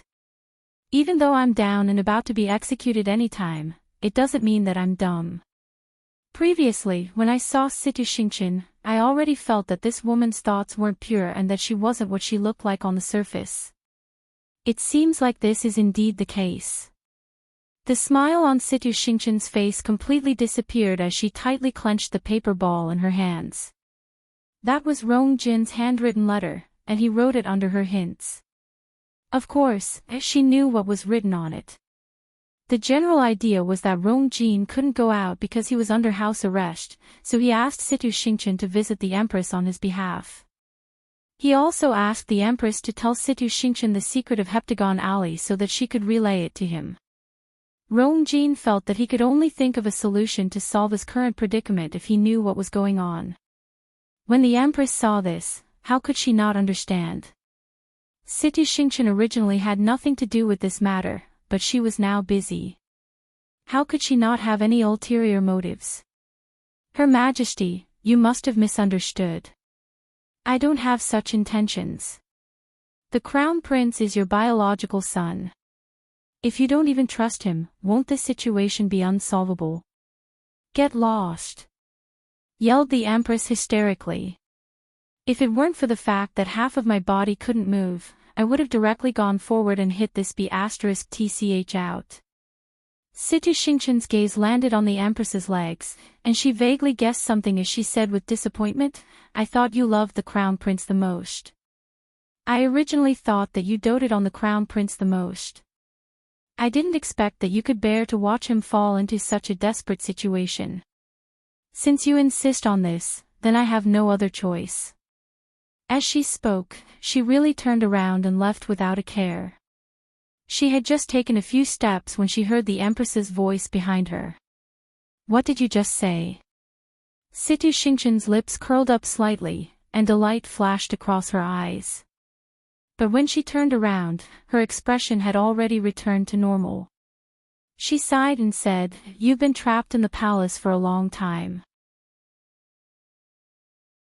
You probably don't know that His Majesty has already decided to remove the Crown Prince and appoint the third prince as the Crown Prince. The Empress was stunned. Impossible. I know that you don't trust me, but there's no other way now that things have come to this. If you don't believe me, you can ask the people in your palace if they've all been captured by the third prince for interrogation. Can't you guess why His Majesty wants to hand this matter to the third prince? Situ Xingqian's voice was as gentle as usual, but it was like a cold, poisonous snake slowly crawling into the Empress's heart. Her lips trembled violently, and her entire body started shaking very quickly. No.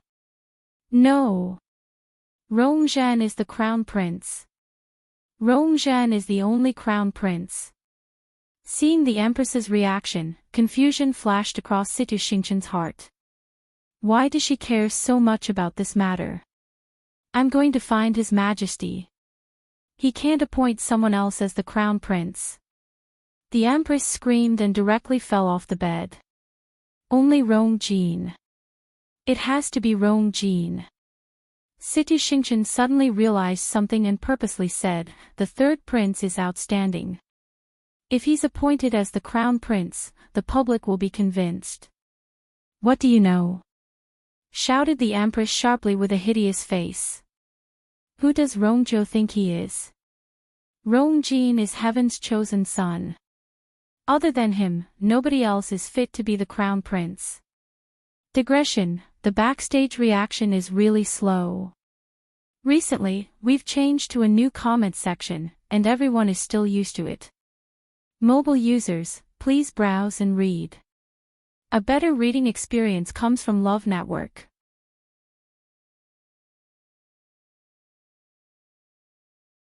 Chapter 385.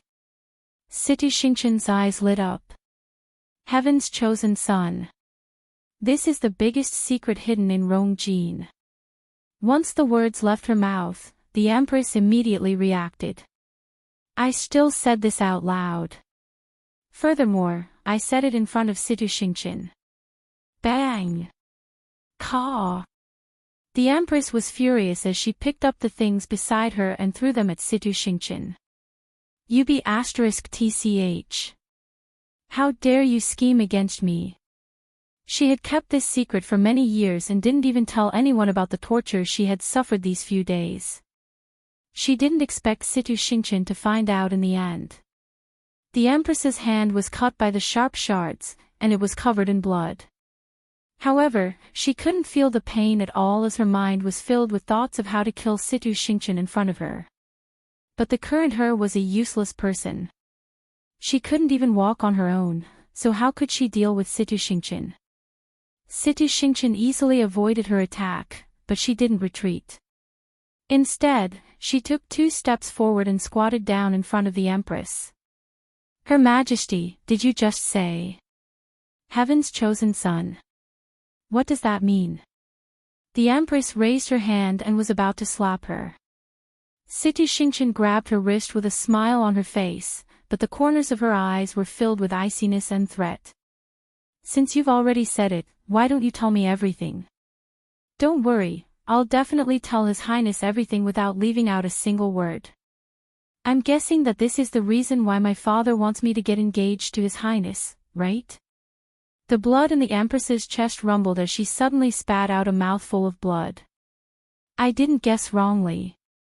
Situ Xingqian is up to no good. There was also her sinister and cunning Imperial father. Who? Who the hell told you? The Empress tried her best to break free from Situ Xingqian, but it was to no avail. In the end, she could only scream at her. I've never told anyone about this. Even Rongjin, I only revealed a bit of information. Until now, I still don't know what it means. But, how did that old fool, Situ Yen, find out? Many things that had happened in the past quickly flashed before his eyes, like pearls that were finally strung together by a string. No wonder Situ Yen interacted and suggested a marriage. No wonder they liked Rongjin from the start. No wonder the engagement hasn't been annulled yet. This treacherous father and daughter pair had come for this very reason. Situ Xingqian's ears buzzed from the Empress's ruckus, and she had completely exhausted her last bit of patience. She shook off the Empress and looked down at her. Your Majesty, there doesn't seem to be any point in talking about this now. Why don't you just say what you need to say? Only then can you protect the Crown Prince, right? Besides, if it weren't for my father and my help, you and the Crown Prince wouldn't have survived until today. Now, we can be considered to be on the same boat. Why must you persist so bitterly?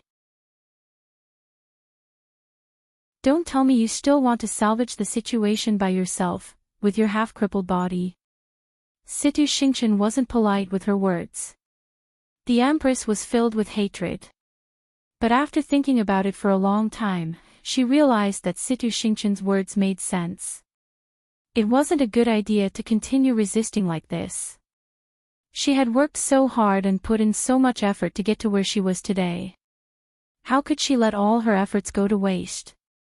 After a long silence, she finally looked up at Situ Xingqian. If you want this consort to tell you, it's not impossible. However, you have to swear on it. If you betray Rongjin and me in the future, may lightning strike you to death. Situ Xingqian was elated. What's so scary about swearing? As long as I know what the so-called Heaven's Chosen Son means, I have ways to solve this problem. Okay. I, Situ Xingqian, swear here. Greetings, Third Prince. A voice was suddenly heard from outside the palace. Situ Xingqian was shocked and immediately looked outside. Why is Rongjiu here at this time? How's Her Majesty today? This is clearly Rongjiu's voice. Your Majesty, Her Majesty is still the same as before. She stays in the palace and refuses to come out. I'll go in and take a look. As Rongjiu spoke, he walked into the palace. The guards all knew that Rongjiu was sent by His Majesty to investigate the Empress, so they directly let him in. The footsteps got closer and closer. Situ Xingqian started to panic. If Rongjiu finds out that I'm here, everything will be exposed. She hurriedly leaned in front of the Empress and softly said, Your Majesty, you know what to do. For the Crown Prince, you should know what to do. Then, she immediately found a place to hide. Creak. The door was pushed open, and Rongjiu's figure appeared at the entrance. Rongjiu immediately saw the situation in the palace. He squinted his eyes. Her Majesty, what's wrong with you? Mu Qinghe brought Chu Luyue on her sword and headed north. As they had set up a barrier, the two of them didn't attract anyone's attention as they silently left the Imperial city. Seeing that they were out of the city gate, Chu Luiyue found it even stranger. Where exactly is Mu Qinghe bringing me? This direction. Normally, nobody would come here because there are many mountains here, and the terrain is dangerous.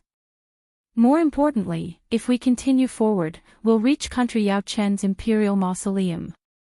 However, Mu Qinghe had been silent, so she couldn't ask anything. The two of them continued forward like this. When she saw the extremely steep mountain peak, Chu Luiyue finally confirmed her guess. Mu Qinghe brought me to Country Yao Chen's Imperial Mausoleum. Looking down from midair, one could even clearly see the soldiers in charge of guarding the mountain peak. A faintly discernible barrier enveloped the entire mountain peak within it. Chu Luiyue was secretly shocked. This barrier's strength is much stronger than I expected. It's as if a stage 6 warrior set it up. An idea popped up in Mu Qinghe's mind, and she finally brought Chu Luiyue to the foot of the mountain. After Chu Luiyue stood still, she suppressed the doubts in her heart and looked up. Golden Inheritance Peak. This was the highest and most dangerous mountain peak within 50 kilometers of the Imperial city. Country Yao Chen's past emperors were all buried in the Imperial Mausoleum at the foot of this mountain peak. At first glance, it was like a sword had landed from the sky and harshly pierced into the ground. Sharp. Majestic. Disdainful. Chu Luiyue had never been here before. The reason why she knew about this place was because the appearance of Golden Inheritance Peak was extremely similar to the iconic sharp sword sculpture outside Tianlu Academy. Back then, she had inadvertently discovered this and had been secretly surprised for a long time. Vice Admiral Mu, why did you bring me here? Chu Luiyue turned to look at Mu Qinghe. However, Mu Qinghe's expression was a little secretive. He stared at Golden Inheritance Peak for a long time before speaking in a deep voice. Enter the Imperial Mausoleum. Digression, I'm going to eat noodles. It's so tiring. Let's talk about losing weight tomorrow. Mobile users, please browse and read. A better reading experience comes from Love Network. You're tuning into the LoveLore Library YouTube channel. We're so grateful for your support, and don't forget to subscribe to join us on this incredible journey through captivating stories. Your generosity through donations truly makes a world of difference, as it's the primary source of revenue that allows me to expand and enhance this channel for you. Thank you from the bottom of my heart for being a part of this adventure.